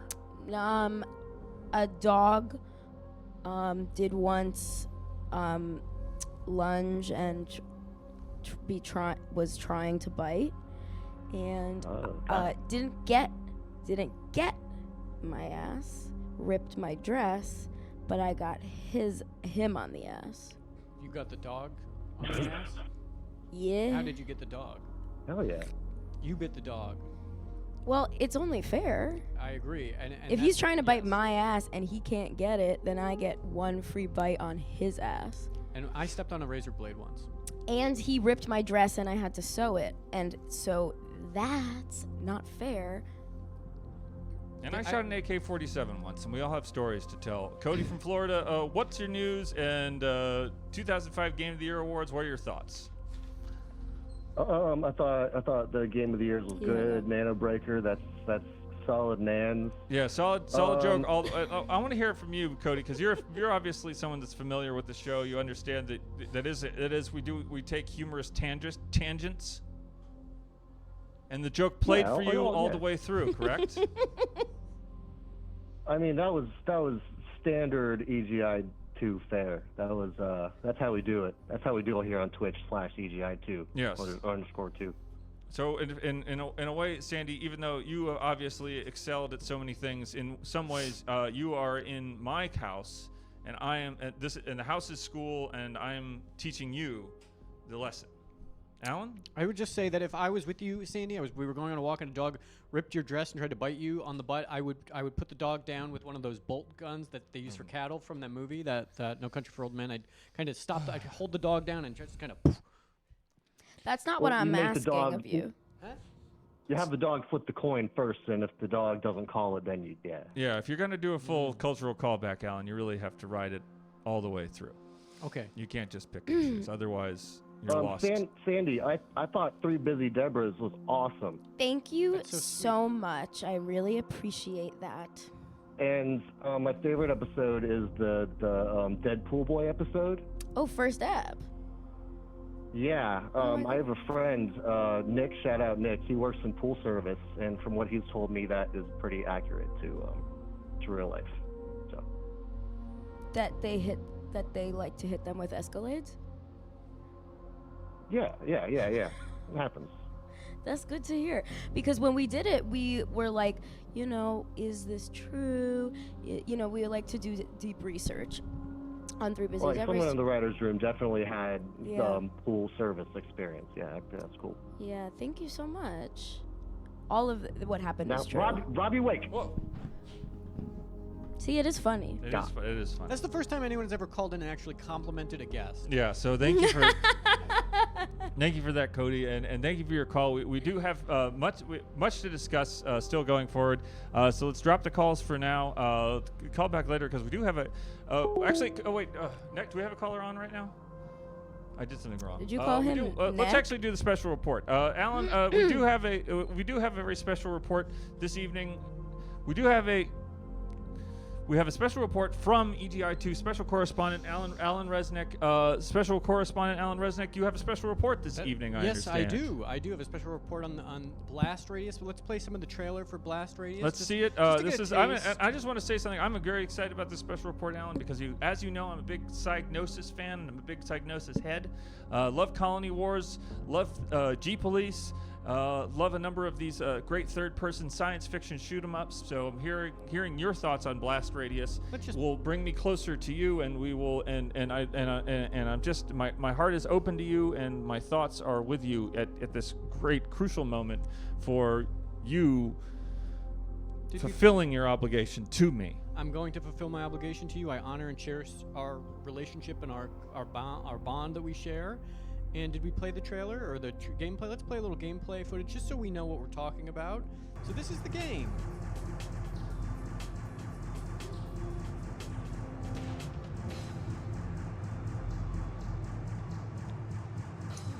Okay. And we can cut back to me and I will start my special report right now.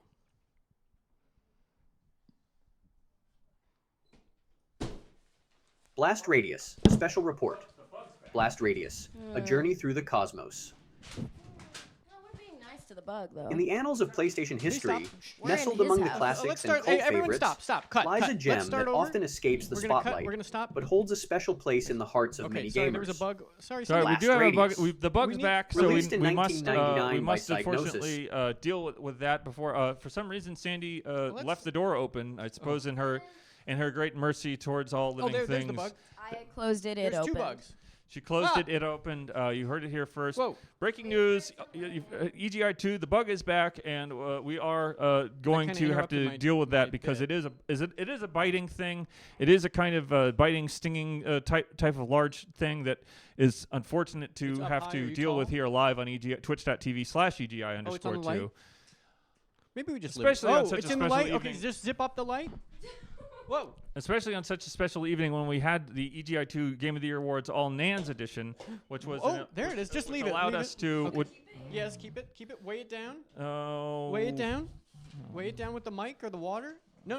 Just keep it. No, leave it, Sandy's just got leave it. Sandy's gotten in hand. Not only is Sandy a very talented actor, director, producer, photographer, feminist icon, she is also a fantastic bug catcher. So there it is. That was the thing that was gnawing at us and being so disruptive to the EGI2. Now, this door is not wanting. No one can hear you. You're not mic'd. So just repeat what I'm saying. Sandy says. This door is not wanting to stay closed. The door does not want to stay closed. In fact, as Sandy opened the door, another large bug flew in. So hopefully that one is a little bit less See what I mean? excitable. All right, where is it? I think we're okay. And Thank you, Sandy. Thank I'm you, ready to do Sandy, my special for report doing now. that. I do You need- are so multifaceted. It's always said that we all contain multitudes, and I believe that if there's anyone that contains more multitudes than Sandy, then I haven't met them. I'm ready to do my special report now, but I do have one special request for my special report, which would be total silence on the part of the co-host and the guest. And I will start my special report right now. Blast Radius, a special report. Blast Radius, a journey through the cosmos. In the annals of PlayStation history, nestled among the classics and cult favorites, lies a gem that often escapes the spotlight, but holds a special place in the hearts of many gamers. Blast Radius. Released in 1999 by Psygnosis, this space combat simulator captivated players with its immersive gameplay and captivating narrative. Set in a distant future where intergalactic conflict reigns supreme, Blast Radius thrusts players into the cockpit of powerful spacecraft tasked with defending humanity from alien threats. From the moment players boot up the game, they are greeted with breathtaking visuals that push the limits of the PlayStation's hardware. The vastness of space, rendered with meticulous detail, serves as the backdrop for epic space battles that unfold across the galaxy.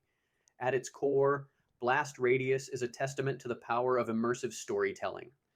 Through a combination of in-game cutscenes and mission briefings, players are drawn into a rich narrative filled with political intrigue, betrayal, and heroism.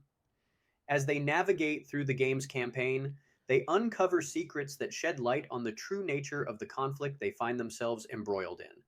But what truly sets Blast Radius apart is its gameplay. The controls are intuitive yet nuanced, allowing players to perform complex maneuvers and engage in exhilarating dogfights with enemy ships. Each mission presents a new challenge, whether it's defending a convoy of refugees or launching a daring assault on an enemy stronghold. And with a variety of spacecraft to choose from, each with its own strengths and weaknesses, players are constantly faced with strategic decisions that keep them on the edge of their seats. Beyond its gameplay and narrative, Blast Radius leaves a lasting impression with its memorable soundtrack. Composed by industry veteran Tim Wright, the game's music perfectly complements the action on screen, adding an extra layer of immersion to an already captivating experience. As we look back on Blast Radius over 2 decades later, it remains a shining example of what can be achieved when creativity and passion collide. Despite its age, the game continues to hold up remarkably well, a testament to its timeless design and enduring appeal.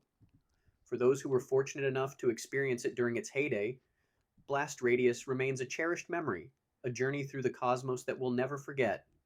Back to you, Robbie.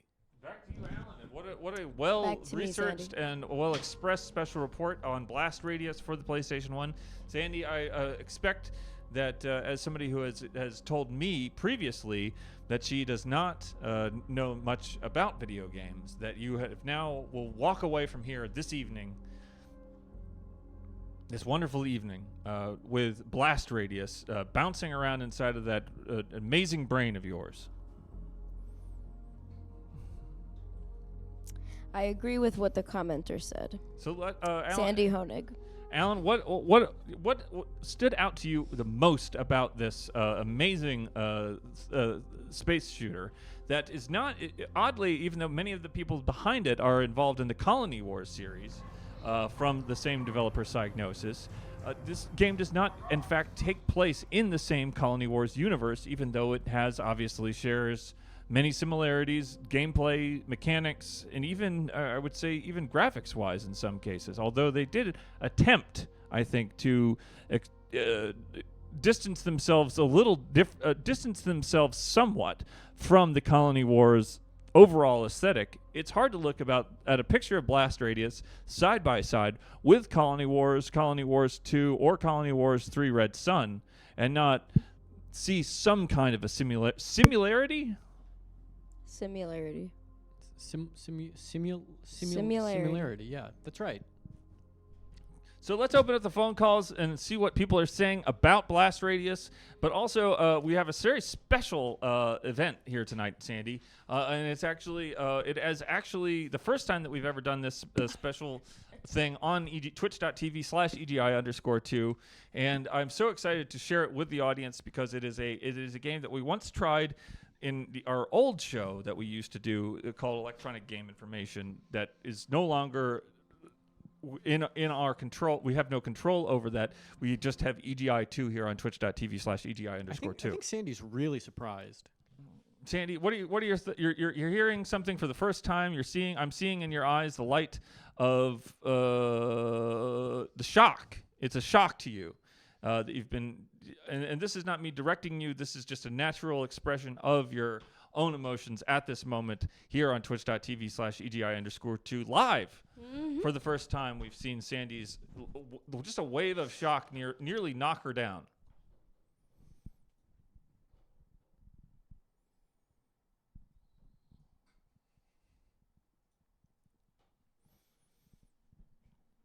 Like she doesn't know Nan.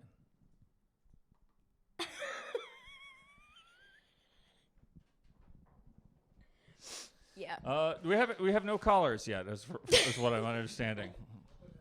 Not that we're seeing.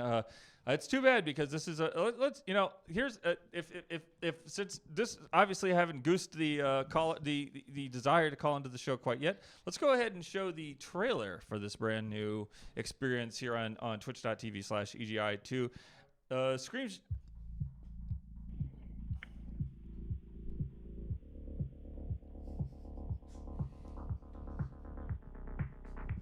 Hello.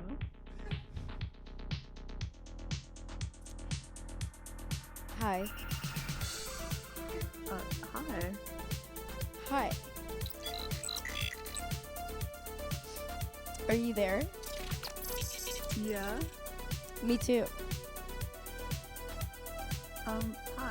Hey.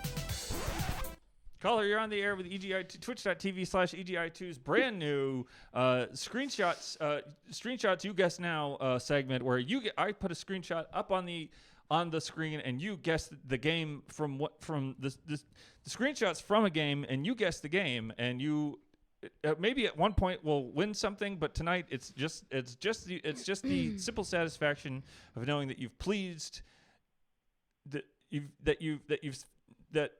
you know something because of your deep experience with the game's genre. It will please Robbie, and there's no greater gift than giving Robbie a little bit of pleasure. Caller, who are you and where are you calling from? This is Kat calling from New York. I had a feeling it was Kat. Kat from Ithaca, New York. Are you still in Ithaca, or were you desperate to get out of there because of all the wintry weather that was coming your way? I'm not in Ithaca at the moment. I'm a few hours downstate, but I am hoping to get back in time to see the eclipse. So I will be back there soon. You could say the eclipse. Improvising eclipse. 2005 was. You could have said. Oh, you could have said to me. Oh, in 2005 was. You could say that despite the sheer number of NANs in NanoBreaker, in PlayStation 2, NanoBreaker, PlayStation 2 2005, that it was in fact eclipsed by the sheer gameplay variety available to the player as a result of being able to choose from all those different characters in X-Men Legend 2. And that's funny video game news. And that is funny video game news. This is not funny video game news. It's not funny video game news. This is a new segment. This is a brand new segment called what is it called? It's called Screenshot You Guess Now. This is the first time. This is episode EGI2 has been running. This is the 15th mainline episode of EGI2, and there's for the first time finally a new segment, which actually is an old segment. But it is because because I worked really. Kat, did you see the intro? I worked really hard on it. Unfortunately, I did not see the intro because I only got here like 20 minutes ago. But did you see me catch the bug? Wait, hold on. We're playing the intro again so you can see it, Kat. Look now. Oh, okay. How did it look on camera when I caught the bug? The bug was very cool. The bug was had really gorgeous long legs. Yeah, that was a pretty scary looking bug. So it's a wonderful trailer that I put a lot of energy into. In fact, the idea was that you would win a prize at some point at the end of if you guessed correctly. But I put so much effort into the trailer. Did you see the trailer? I did see the trailer, but if you want to play it again, feel free. It was a okay. So that old man, the mics are up for this. So this old man is an investigator, and he is investigating what screenshot he's looking at. Oh, I get it. And what he's writing down on the notepad is what game he thinks the screenshot's from. This is like one of those shows. If you watch it the first time, you go, I don't know what that was about. You watch it the second time, it makes a little more sense. But the third time, you get it. Exactly, like Murphy Brown. So, Kat, are you ready to guess screenshot now? I'm ready. I'll do my best. Okay, so there's obviously going to be a little bit of delay. We can fill that with any number of things. Oh, and it's just playing automatically. So let's not. Don't look. Close your eyes. Close your eyes. Close your eyes. Don't look. Okay, I won't look. Don't look. Don't look. Okay, so it's just playing. The slides are just playing automatically, James. Okay. Did you see what it was? Don't say in the chat if you saw.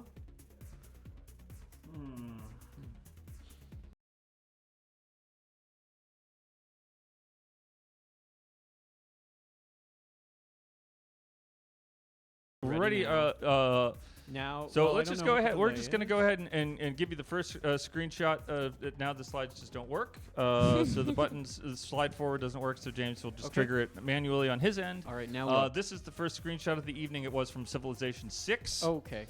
You've so told that's an her. example. That's Right. an example of Okay, how that's just a of how test. the game works. You see something and it triggers something. It's not like the clearest possible screenshot from the game, but it should trigger something in your memory if you've played the game. Sandy, are you ready? You're not going to actually play, but you're just going to just do whatever feels comfortable to you in the moment. And you can leave as well. You could too. also leave at any time, but so that was my question. You can Okay. just leave. You don't need. You can just leave. Because I have to pee, You can. Well, you can pee outside in the bush, or you could or I can leave. leave. That's my only options. I can either Pee, Pee outside in the bush. or you could or- get, or or you could, could hold or you it. could witness this monumental moment in twitch.tv/EGI_2 history, where Kat from New York is going to guess Kat the hung up. following slide from what. Yeah, I think she hung up. So let's see the next slide, James, if you may. I'll wait for Thank like you, a. Slinky, for that funny joke. I'll about Kat wait hanging up. for like a natural pause for me to leave and pee Okay. and leave pee in the bush or leave. Okay. Kat, what are you seeing on the screen, and what jumps out to you? What are we looking at here? I see a windmill. That'll work. Oh God. Okay. There's a windmill. There's a ship in the background. It's very foggy. Maybe like a horror game, 'cause it looks very dark and kind of ominous. Dark and ominous. Sandy, what are you seeing when you look at this screenshot here? And these are screenshots that I myself took. That's what I'm seeing. Can we overlay it? I don't know if we're not. Oh, okay. Obviously, we do. So grateful for Sandy's presence here this evening and her being willing to express herself so openly live on twitch.tv/EGI_2. But we do, Kat from Mythica, we do have to guess what game it is. Do you have a final answer? Oh, I'm gonna say Assassin's Creed 3. No, Assassin's Creed 3 is very close. But is in fact, James, it's Assassin's Creed 4 Black Flag. Oh, you were And I so do want to close. point out Wow. that these are, Sandy, you didn't probably realize this, but these are screenshots that I took myself of games that I was playing. And I just have them. I have folders and folders of my own screenshots that I don't really share with anybody, but I thought that this would be a great use of those memories. These are, in fact, memories to me. What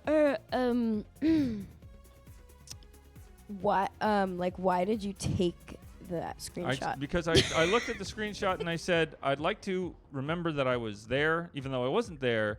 And maybe there was a proud moment of reaching that point in the game when I said I got this far and I don't want to try to play this game to this point again, so I'm just going to take a screenshot of it to remember it by. Nice. That's really beautiful. And thank you, Kat, for being our first guest, our first contestant on, of course, new Screenshots You Guess Now, live here on twitch.tv/EGI_2 for the first time. Yeah, thank you so much for letting me play this game for the first time. It was very exciting. Sorry I got it wrong. There's nothing wrong with getting it wrong. This is all a process of educating in the way that you didn't know. I didn't realize that Sandy was gay, and now and then you didn't notice this was Assassin's Creed 4 Black Flag. So we're all learning. We're all growing together as a unit. And learning is what is really important. And learning and we never stop learning, Allan. That's what they tell you. And look for the helpers. Look for the helpers.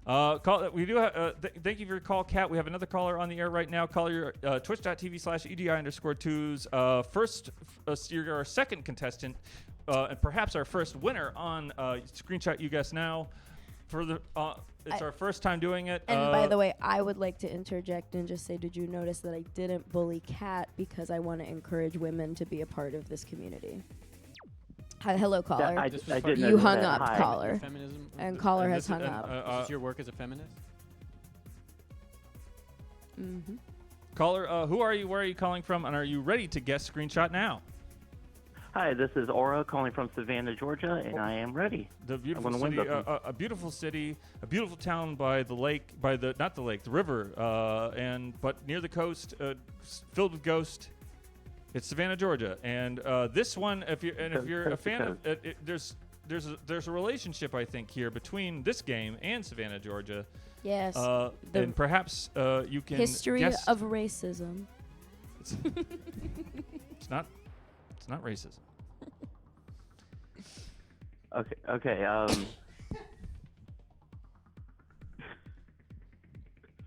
All right. I see the screenshot. Doesn't look like a game to me. Looks more like a cartoon. What's he looking at? Well, the two of them are hanging dog. Is this missed? I don't. Are you? I don't understand what the arms thing is. It's hanging dog. Are is it because the dogs are your arms, and you're saying these dogs? These dogs are barking? No, the These dog's are showing support for the dogs. The dog's hanging. Haven't you ever seen that poster? You hang it by the neck. hanging dog. No, I mean, that's not what the hanging dog is. First of all, you should never hang a dog. No, I the think we dog. got- You're not hanging Why? the dog. The dog is You hanging. can sometimes hang a dog. Yeah, if a dog bites you on your ass, you The hang bo- it.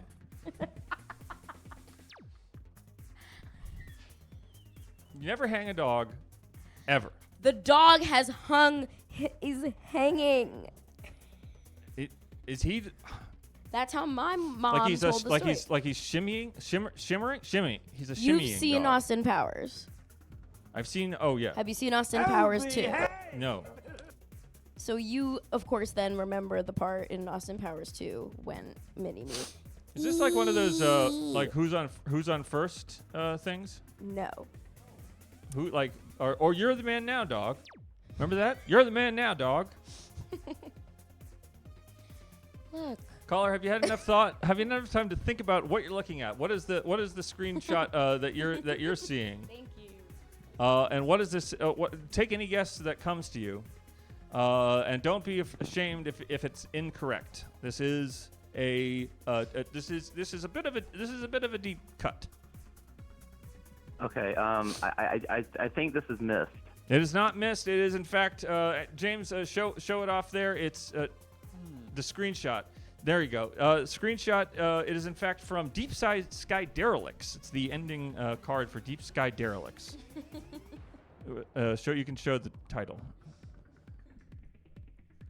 There it is. I was close though. Do I get like a consolation prize? You wouldn't get anything if you got the right answer. And well, that's fair.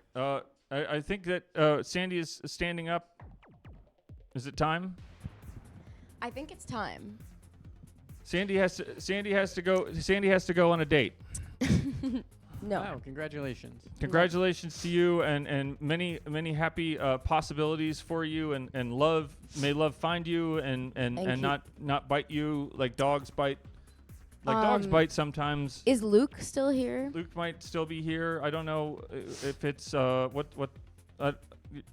If Luke's still here, I'm coming to the bathroom. We just go in the bush. outside. Yeah, normally we are supposed to take breaks on twitch.tv/EGI_2, but we often forget it, and as a result, we lose. Goodbye. Goodbye. Have a nice night. Thank you Have so a nice much. night. Thank you, so and much. thank you to you. And back to you. Wasn't that wonderful, Alan, was having so- Sandy here for the first time? It was one of our I best believe- guests, and it was one of the first times anyone ever complimented the guests. It's the first time anybody's it's ever just a complimented a guest. It's the wonderful- first time we've actually had someone leave before the end of the show. So in some ways, that's an accomplishment. Don't let any bugs in. Thank you, Sandy, for your time. What a wonderful guest she was. But we do have more screenshots to get to. So let's go ahead and get to it. Thank you for your call. Sorry you didn't get it right. We do have another call coming in right now. Let's go to that right now. Can I sit in Sandy's seat? You can sit in Sandy's seat. Wow. If you. It does feel a little. I do feel a little lonely right now. We've never had someone. I've never gotten to sit in the guest seat. Oh, maybe you ask me questions and I'll be the guest. Caller, who are you and where are you calling from and who who are you playing for? Hey, I'm Jason from Virginia. Long time friend, fan. Sandy was great. Sad to see her go. And we do have Allan in the guest seat right now. He's in the hot seat, so Welcome, Allan. let him have it. If Call you in, are, compliment me, give me compliments. you could talk. We could talk about all of the success that Allan has had. Allan, you said I had a really cool name once, and I've never forgotten it. I think about it every day, and thank you for that. Oh, absolutely. The name is Jason. That is such a cool Yeah. name.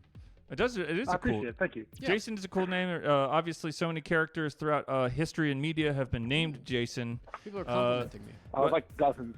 The first name that came to mind might not be a real name. It's Jason Tears. Is that a real person? T-I-E-R-S? There's a non-zero chance. Jason Tears. Like levels. I'm sure there is. I mean, there's got to be at least 2 on the planet. But first, Jason from Virginia, what are you looking at? Have you seen the screenshot pop up on your screen there? And do you have a guess? I haven't looked yet. I've looked away. I didn't know if it was safe. Is it safe to look? You're safe to look. We're in full control. The show has with the expulsion. With Sandy leaving, we have somehow got less bugs. So It's I'm not going to say there's Well, a relationship I'm there, hoping- but she left and so did they. Well, It's interesting how many people who are Well, I hope watching the, AGI don't look at it. I hope the bugs stay away. I don't know, but okay. What's the screenshot? Is that inside? It's inside. It is in fact Wow. inside. Let's see. Let's verify it for the audience there. I think a lot of people in the chat were excited to see this one. Allan, where are you? There you are. Allan, you're an inside fan. I love to be inside. I love the inside, and it's rare for EGI to even reference a game that people actually enjoy. And it's interesting that you're here in this seat now, Allan, because your lips look very I'm red. noticing that as well. There's something about the And I'm wondering. my beard I'm wondering is if quite dark something. and my lips are quite red. And over here you can see there's no Allan, and over here you see Allan with the red lips. You look like a drawing I've seen of men.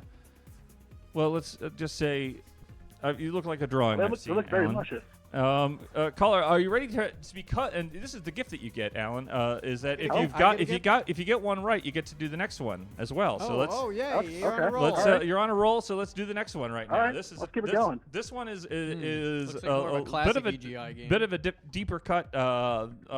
We don't play nice. We don't play. We play by the rules, but the rules aren't nice. Is what I'm trying to say. I know that's not exhumed or painkiller, but oh man, it's not Fight Night, is it? Is what? Fight Night? Fight Night? Yeah. Like a boxing game? It's like a fist fighting game. You play as a knight, just fighting dudes. Oh, it's like a almost night fight. Fight. Yeah. Or wait, fight night or night fight? It might be night fight. Is it like a One of punching? those Is it like a combinations. is it like a punching, like a first-person punching kind of game? Like yeah. like breakdown? They want to know how big your arms Kinda, are. yeah. My arms are. They're quite big. I couldn't get my hand around it if I tried. It's just the angle. It's just the lens. I'm at the edge of the lens, caller. The arms aren't quite that big. Night fight. It's not night fight. Are you willing to make a final guess? Or are you you're gonna stick with night fight? I thought it was fight night. No, wait. Night fight.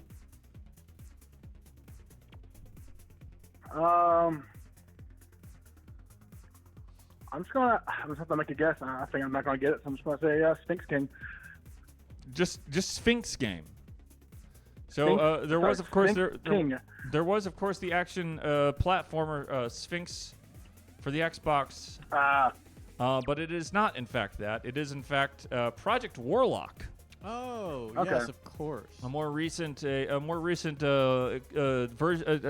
I guess you would call this a bit of a boomer shooter, even though it also draws from games like Heretic I'm familiar with it now. and Hexen. Released on the Switch and most other platforms with the sequel on its way. In fact, I think the sequel might be here on Steam on at least on Steam, Allan. That's so interesting. That is I so need to check interesting. that one out. It looked pretty neat. And thank you I'll for have to your go call. back and do breakdown too.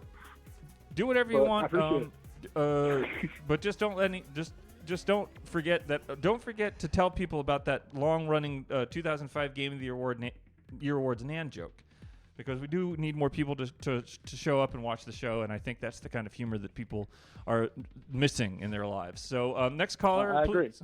Next caller, please. At speed. Oh, you're here? We have a new caller. Caller, you're on the air with twitch.tv/EGI_2. You guess. Wait, what is it called? Screenshot, you guess now.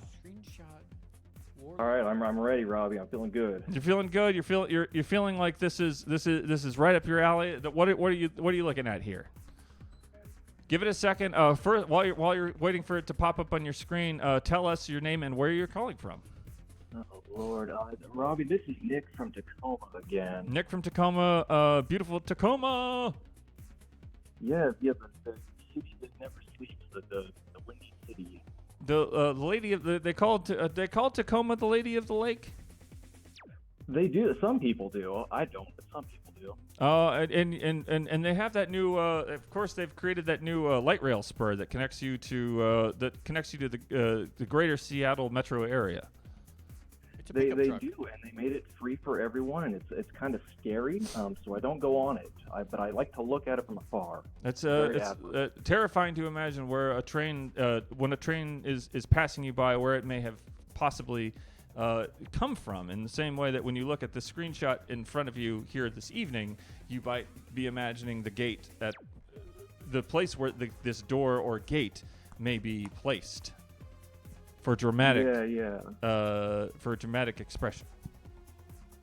You know, it reminds me a lot of the Dark Brotherhood entrance from other games, but I know that's not it.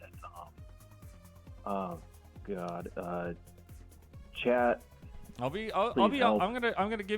gonna give a bit of a hint here, which is make sure to take in the entire screenshot, that the entire visible field. You're obviously going to be drawn to the door with the Bosch, not Bosch. What would you Geiger, I guess, like Geiger motif. But in fact, the clue, the real clue of this game is in fact in the greater field of view, and a field of view could be also considered, Allan, a kind of a hint. Let me see that again. There's something about the field of view, he said. There's the Geiger. It looks like a Geiger door. And then some sort of can I see it one more time? Okay, here we go. What is that? Oh, good Lord. Okay. You know, Robbie, I'm gonna be honest. I'm clueless, but I like this chatter's confidence. They said it looks like the Doom 3 pistol, so I'm gonna go with Doom 3. And extra points if you can extrapolate or build upon that. I mean, that it looks like the Doom 3 pistol. Doom has guns in it. This looks very demon-esque like Doom, and so I got a gut feeling about this. Well, that's all I can give you. It's I've seen it in the chat, and Canned Cake has come to the rescue with the Canned Cake answer that we've all been waiting for. It is Doom 3 Resurrection of Evil. Allan, what are your thoughts on Doom 3 Resurrection of Evil, and have you played the follow-up, the short burst of a game that is the Resurrection of Evil? Is this a solo game or some sort of a DLC? This is a DLC. This is a DLC game, DLC for solo game with some new play mechanics added to it and more time spent in the deep place. I've never seen anything like it. I thought Doom 3 looked drastically different from what I just saw, but you're the Doom 3 expert. In fact, you are the Doom 3 expert, caller. You have guessed correctly for Doom 3, and would you like to go for 2 for 2? I want to double down, Robbie. Let's do this. Okay, well, let's bring up the next slide here. This is exciting. We've obviously never done this on twitch.tv/EGI_2. A lot of people will probably get this, but those people are a very specific type of person who would have known that this game is out there. And thank you, Rowan Zone, for that. What a wonderful gift to have people be willing to shell out a few bits of dollars for the experience of I think they were this. paying for Amazon Prime, and they got a free sub. Well, they paid for Amazon Prime. But I don't know if they did that. I don't think they bought Amazon Prime for us. I think they did that for their exploitative labor practice. And it's a terrible thing to ponder right now, especially at this joyous time when we are looking at screenshots for A game that we have not yet named. I Mr. Nakoma. I am just a canned cake. What is this one? You're 1 for 1 with me here. I mean, it's got the anime look to it, but the graphics are old. So I when I saw the anime, I immediately jumped to Honey Pop, but that's too new. This is something more nasty. It's not a terrible thought that you've had, but unfortunately you're going to have to dig a little bit deeper to find the correct answer for this. And this, I'll give you one last hint that this is a game that had a surprise release on a certain service, online service for a certain handheld hybrid console. Oh, good lord. Let's see. Well. Okay. I'm gonna go with Tanuki Ninja Warrior. I'm afraid. Of my own accord, I came up with that answer. It's a good answer. You've got the right cadence, and you've got the right. I believe that your heart is in the right place. But unfortunately, it is in fact a game called Psycho Dream for the Super Nintendo. Rather, the Super Famicom, released only in Japan, but re-released recently on the Super Nintendo channel for the Switch Online service. Yes, Psycho Dream. Psycho Dream, worth checking out, Alan. If you haven't played it, it's a very interesting game. It's a kind of, if you enjoy side-scrolling, kind of like slice 'em up games like Hagane. I do enjoy all these things you say. These kind of things. Worth checking out, and if you haven't played it before, there's many means to play it again, illicit and otherwise. Thank you for your caller. I believe we have one more caller coming in, and let's talk to that person right now. Caller, who are you, and where are you calling from? And it was so nice to have Sandy here. And now I feel like I'm Sandy. And now you feel like you're Sandy, but I feel a little bit I feel a little bit bad that we didn't take a break. But unfortunately, sometimes when things go on the way that they do on twitch.tv/EGI_2, it's important to keep barreling forward, Alan. It's important that we keep our momentum, that we keep our energy levels where they are. A break is you don't take breaks when you're storming the beach. But I think the guests we're noting the guests would like a bathroom. I think break, Patton would have said that at some point. They point. would like a drink of water, and they would like a bathroom break. Well, guests don't get to choose what show they're. Guests get to choose what kind of show they join, but they don't get to choose the rules of the show, and sometimes the rules change as the show goes on. Vague Plague asks, "Is it in the Nintendo Online Pack thing?" Yes, it is in the Super Nintendo. I keep calling it a channel. I don't know if it's considered a channel.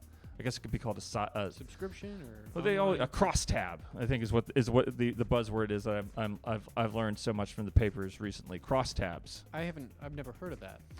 Caller, you're on the air with twitch.tv/EGI_2. Who are you? Where are you calling from? And what game are we looking at? Hey, Cody from Florida here, and I couldn't miss Sandy more. It's terrible that she had to go, but urine doesn't stay in the body. And true that.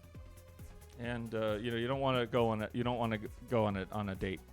Obviously, needing to you want to focus on the date. You want to have a nice time. All right, we got to look at this handsome feller. And Alan, you're looking at this too. You're seeing a handsome feller. And what are you seeing from your point of view? I'm seeing a story. I'm seeing a story unfold in front of my eyes, and that story is one of Robbie playing a game and seeing this feller and thinking, I'm gonna pause the game and take a screenshot and remember this. There's a memory here. There's a story here. You saw this, and it held value to you. So inherently, this image holds value to me. Sort of like a non-fungible token of an image of these images. You own the image and that they have value. This has no monetary value to the average person, but to me it is quite valuable simply because it reminds me of Robbie and my time with him and his time with whatever game this is, which I'm not quite sure which game this is. Back to you, caller. And back to you, Alan, and thank you for your thoughts here. But when Here's the thing: is that I played this game to death. It was a game that took a great deal of energy to complete, and by the end of it, I felt like I had no idea what had happened. I did not necessarily enjoy the game very much, although for some reason there was something about this feller that I liked so much that I did hit that screenshot button and save it to the micro SD. Well, can I tell you what I'm thinking, Robbie? Absolutely, Cody. We're always eager to hear your thoughts. Okay, so yeah, we've learned that these are coming from your screenshots, and now we've just learned that they're not exclusive to your Steam screenshots. Now they can go over your Switch now as well. Absolutely. So I take screenshots, and every console that has the ability to take screenshots, I take the screenshot.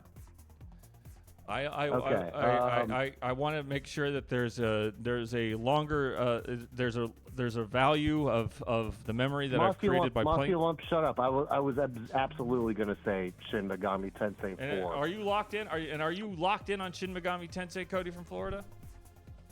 Yeah, I am fully locked in on Shin Megami Tensei 4 because that looks like a demon feller that full moon, Tokyo eclipse, apocalypse. Demon feller. Unfortunately, right Cody from Florida, I have to disappoint you. Oh, sorry, I have to disappoint you. It is in fact Xenoblade Chronicles 2, and that is not a demon. It is a priest. Oh fuck! Shit. So sorry for your shoot. loss. But it was a solid guess. I thought that the guess. I think that you pontificated properly. I think that you reached deeply inside of your experience to find the correct answer, or the correct answer that might have been correct in your heart. And you said it with confidence, and I did believe you until Robbie corrected you, and then I believed Robbie because he said his answer with confidence, and his answer was written down, which was a big part of me believing. And seeing is believing, and I saw it. And also, it was I hit this. I was the one who made the screenshot, so I know what game it's for. Another point in Robbie's This is a low favor. point of my week, guys. This is not. Well, you live in Cody. I don't mean to draw it out, but you do live in Florida, so I have a feeling that there's plenty that the floor is much lower than you could possibly ever imagine. I mean, you got that right, Robbie. All right, and thank you for your call. I do believe we have one last game to guess. We have one more caller. We don't have another call caller. in because you could win. You could win big. You could win big. You could win the It's opportunity not a waste of your time. You have such a limited amount of time on this earth, and to spend it calling in and guessing these screenshots, I think would be a valuable use of your time. Me sitting here is a valuable use of my time. I'm quite a busy person, as everyone knows, and this is how I've chosen to spend my time. And so it's kind of crazy to me that there's no one calling in right now. And we had Sandy Honig sitting here not that long ago. Yes, Wasn't that's it? right. Well, that was incredible. Yes. Caller, who are you? Where are you calling from? And what game are you looking at right now? Hello, my name is Jacques. I am from Louisiana, and I am looking at the game Psychonauts. Going that's right your out of the final game answer? with a guess for Psychonauts? Yes, I am 100% 100% locked in? confident. I defer to Robbie on Allan, this is, and I wish Sandy was here because I would reach out and I would just respectfully pat her on the shoulder and say, this is where we unfortunately must disappoint the caller because it is in fact not Psychonauts. It is in fact Assassin's Creed 4 Black Flag. So thank you for your caller. That was actually the last of the screenshots in the screenshot. Thank you for your screenshot call. Guess Now game. And caller, you're obviously hung feeling up. the sting. You're feeling disappointment, but we will be back at another time with more screenshots in future, since this obviously was such a roaring success, Allan. This was such a big success, and I think it's exciting for the EGI2 community to see a new segment instead of that old that's funny video game news segment, which you have done every episode. Every other episode, Allan. Every main episode, you've always done that and a game award. Well, so I think it's just exciting for people to see new segments, even if those new segments are in fact old segments. So hold on for a second, Allan, because what you're doing here is you're kind of putting me up against the wall right now, and you've got your hand on me, and you've got me up against the wall, and you're kind of, your hands are going all over the place. Is what I'm feeling right now. It's a little spiky. I mean no disrespect. I mean nothing. No. Spite. And that was a fun. And that was and the funny video game news is a mainstay of the EGI2 universe because it takes a lot of work. Without a doubt. But I do think the old adage, leave them wanting more and more is less, I think could be applied here. So, go a week without funny video game news and people start getting hungry for laughs. And then they tune in the next week and maybe they get a little nibble of funny video game news, but maybe it doesn't last a whole hour and they just get a little bit and they're cracking up because they've been like, oh man, it feels so good to laugh again because it's been a minute. Too much of a good thing. You eat chocolate is delicious. If you eat too much chocolate, you get sick. Your underwear gets stained with it because it's just too much. It makes your tummy grumble like crazy. And I did eat a lot of chocolate. Funny video game news. Someone, Pierogi University in the chat says it has to be topical, and I agree fully. And that is why funny video game news must be a regular occurring. Obviously, it's video game but news. Dogkeep says we love variety. We do love variety, so and we do variety. So that's why you only. That's obviously why you only get Michael Gove, the former UK Education Secretary. You don't need to tell me. I once or twice. And obviously, but we go through all of the newsmakers, Alan. We don't just stay on one continent. We don't stay in one country. We do a breadth. We try to take in the whole narrative of the day. And that is just. And that's funny video game news. We love its funny video game news. Without a doubt, we love it. But we also love the screenshot game. We love all these awards. Maybe a new segment here and there. We love the arts and list and I think there's room in the the show is quite a long show. It runs for many hours late into the night, and I just think there's probably room for more than one or two little segments you can do. Well, obviously we have to and there's make the time. Stories, we have to make time for everything that we can, and we have to obviously explore time. Things as much as we possibly can. But sometimes I put chocolates under my clothes and they melt a little. Forget about them. Forget about them and the chocolate. Well, thank you for that, Mossy Lump, and that is exactly how I feel about the funny video game news. And it is April Fool's. And so what? Did you do a prank? We didn't. The prank was yes. The prank was in fact at the end of the video. It was not in fact Assassin's Creed 4 Black Flag. It was Luigi's Mansion 3. And so that.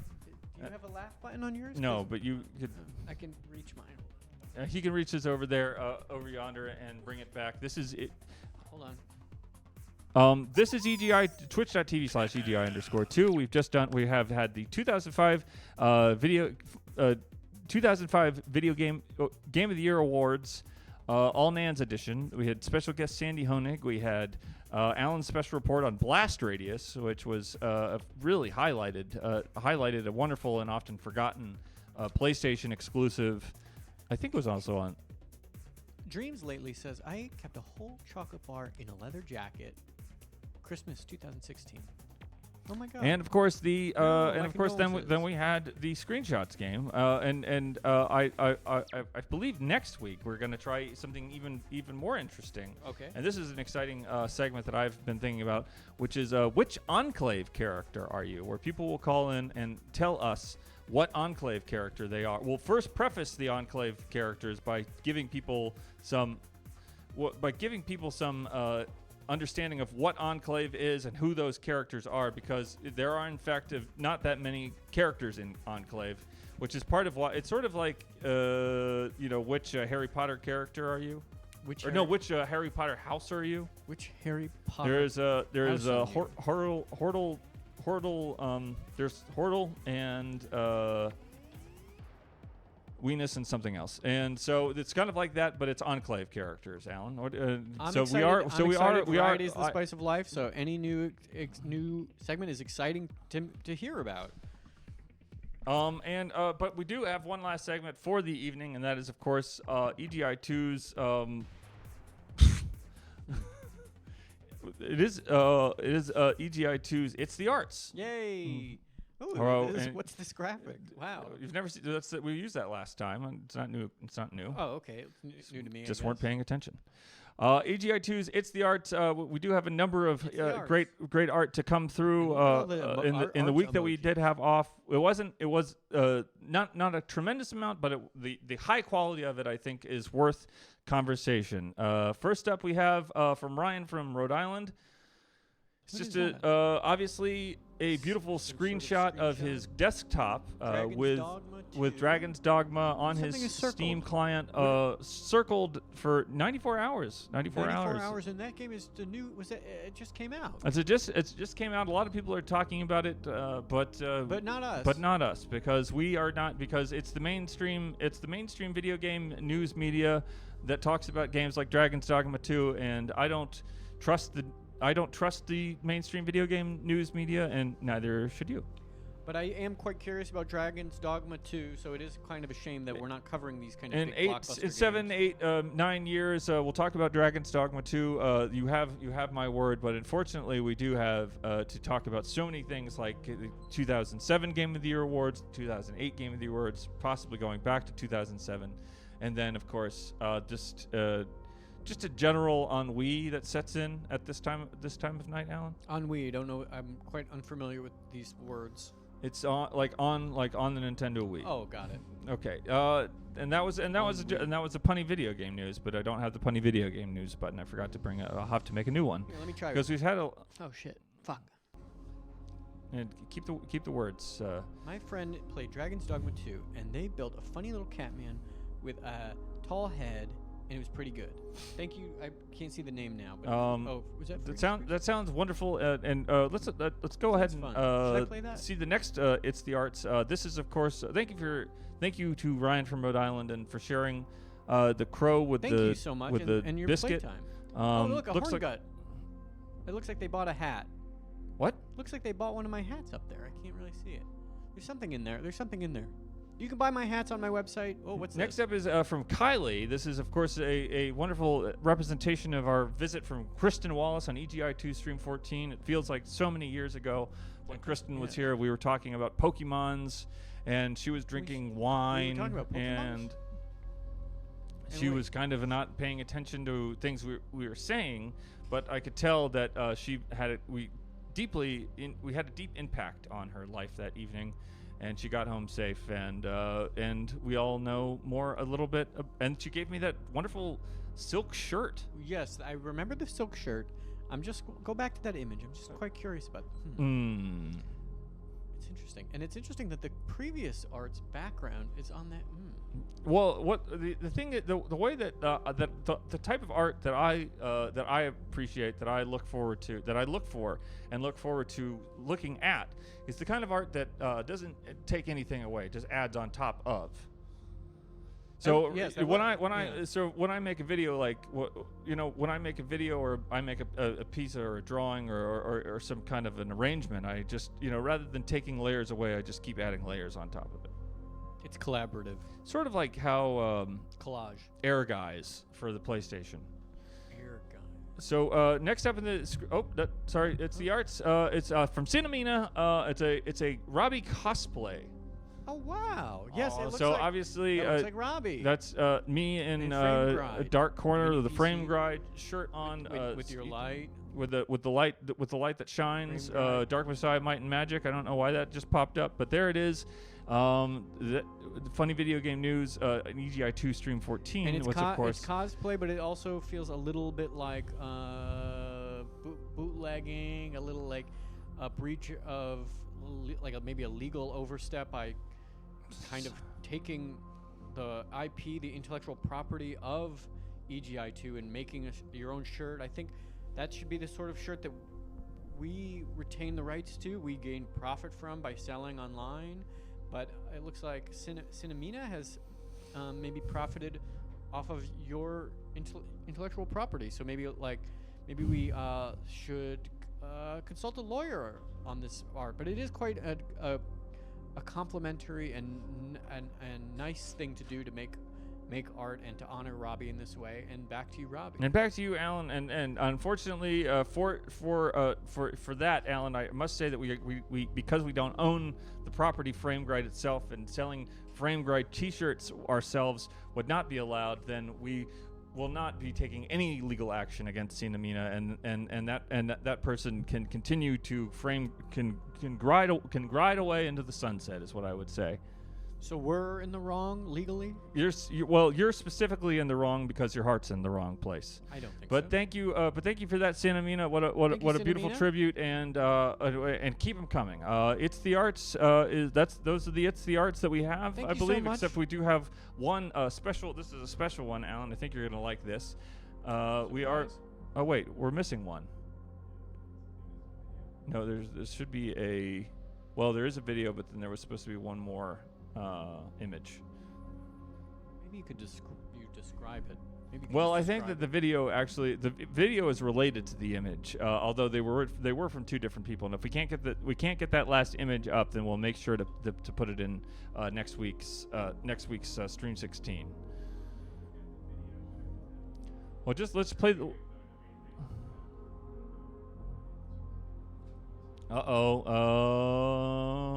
We do have it. We do it. There it is, and there it is. God. It's the arts. Let's first see the screen. Let's first see the image first, and then the video. Oh, sorry.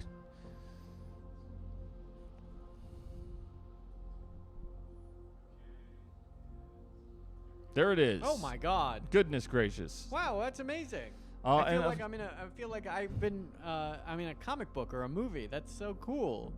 It's unfortunate that Sandy couldn't be here, and because she spent so much time talking about herself and owls, that she couldn't be here to see this wonderful piece of art and she couldn't understand where it came from, Alan, and what the gush is, and who you are as a person, what kind of a thing that you're dealing with right now in terms of your hatred for the crime that wrecks us from the inside as a society. This is a beautiful piece. I really appreciate it, and thank you. And this is the kind of artwork you could imagine plastered all over the city as posters, not wanted signs, but more of a warning to criminals to be careful because the gush is loose, and I am the gush. And I would be honored if I was walking around and I saw this wheat pasted all over the boarded up buildings of the city.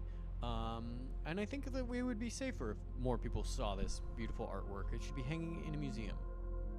And thank you, and thank you so much for the beautiful for the gush, and that is Miss O'K's or My Socks.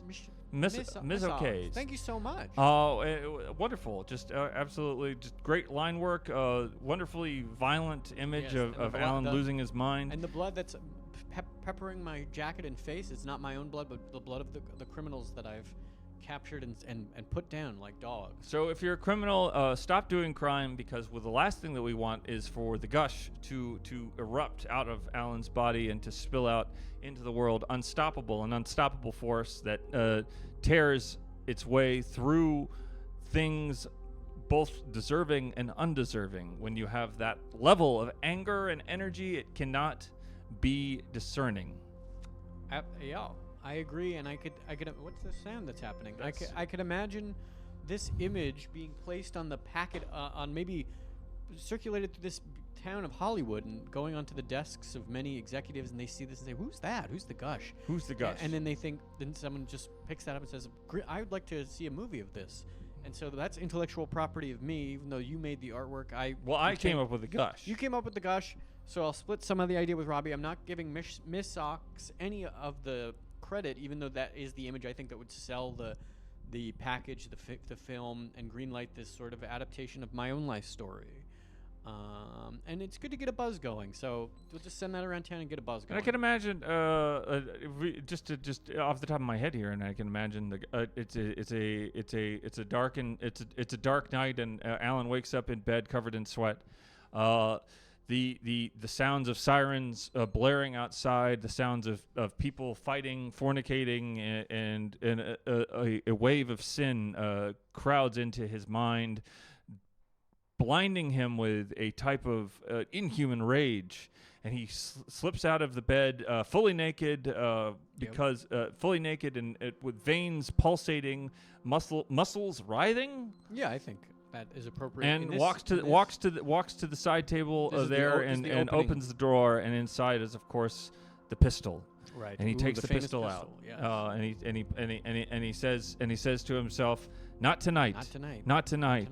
Anything but tonight. Anything but tonight. Because tomorrow is Mother's birthday." Tomorrow's Mother's birthday. And it's we've like the pistol's talking. And the pistol says, and the pistol has a voice, and the pistol has a mouth, and the mouth the mouth has lips, and the lips wiggle open and closed, and someone says oozing. It is oozing. It's dribbling with an expectation, a kind of like the way that if you're hungry and you see ice cream, you might get a little bit of extra saliva generated to complete the exercise of consumption. I think that's worth $12. You go see a matinee of that. I think you'd be getting your money's worth. And maybe he puts the gun down. No. It depends. I mean, Hollywood takes a lot of liberties with true stories. Like in reality, the gun, my gun, it doesn't talk at all. But I do like the idea that in the movie, for dramatic effect, it's sort of a device. You cut to it, and it, like you say, it has this little mouth that dribbles. I think that would be sort of an interesting sort of motif. It's a motif, yeah. It's a motif, so it's personification. Yes. And of course, we should write that. I think that's a great, what a great thing to follow up on that with this next video. This is a video that we should have queued up right now. This is from Catherine from Philly. Okay, thank you. And everyone, take a look. Let's have a look.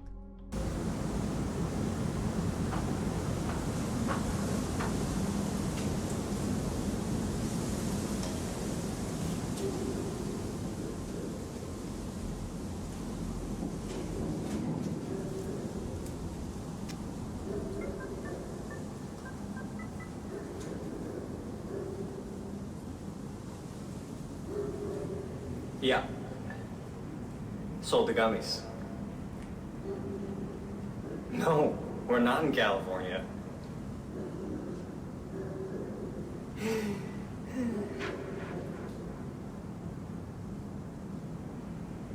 Sorry. I think I just heard something. Give you a call back.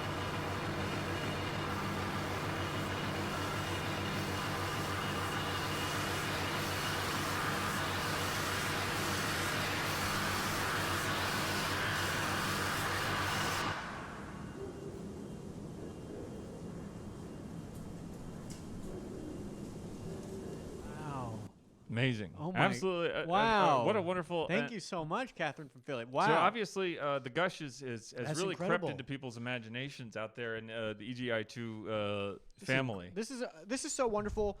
And we were talking about just moments ago how that one image could sell a multi-million-dollar feature film, and now just seeing that, I would call that a sizzle reel. Absolutely, and or a teaser trailer. You show that, and people would say, "I gotta rush out to the theater and see that," because it has everything. It has everything. It has drama and action, and I'm getting sort of these flashbacks from watching it of lives I've taken in real life and crimes I've stopped or witnessed crimes and punished.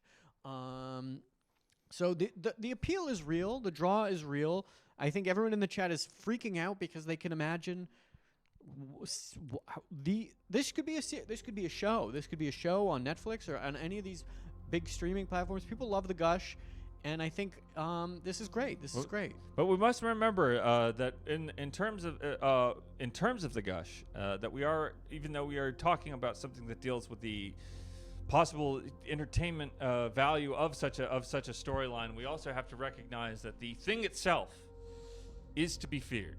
And the thing itself must be avoided at all costs, and to perhaps to name it and to perhaps give it voice and a platform could be to strengthen its hand as it threatens to take over our dear special EGI special correspondent, friend of the show, Allan Resnick. I think you're speaking to the powerful, just the power of an idea, because this idea is so powerful. It is, in fact, not only has it obviously overtaken my own mind and kept me quite occupied at night thinking of this and these crimes, and I would imagine it's captivated the minds of the audience. And I think this idea is if it were to be released by a major platform nationwide in theaters or on television screens, I think it would infect many people, and I think many people would rise up and put down criminals in their own towns. And I think there is a chance, because criminals watch television or features as much as anyone else, I think a criminal might see this gush imagery on the screen and think, I'm not going to steal this candy bar or whatever it is, one of these crimes that I've stopped. So I think this could do a lot of good. The idea is powerful, and I'm proud.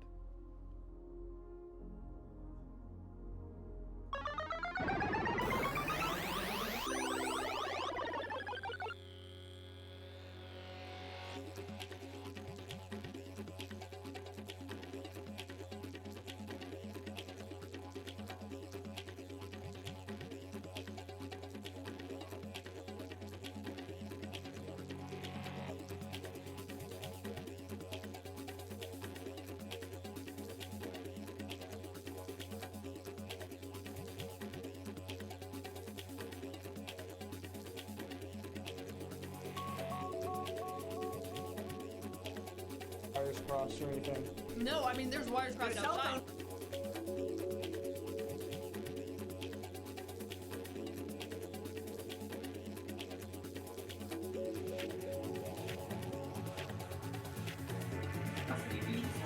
A lot of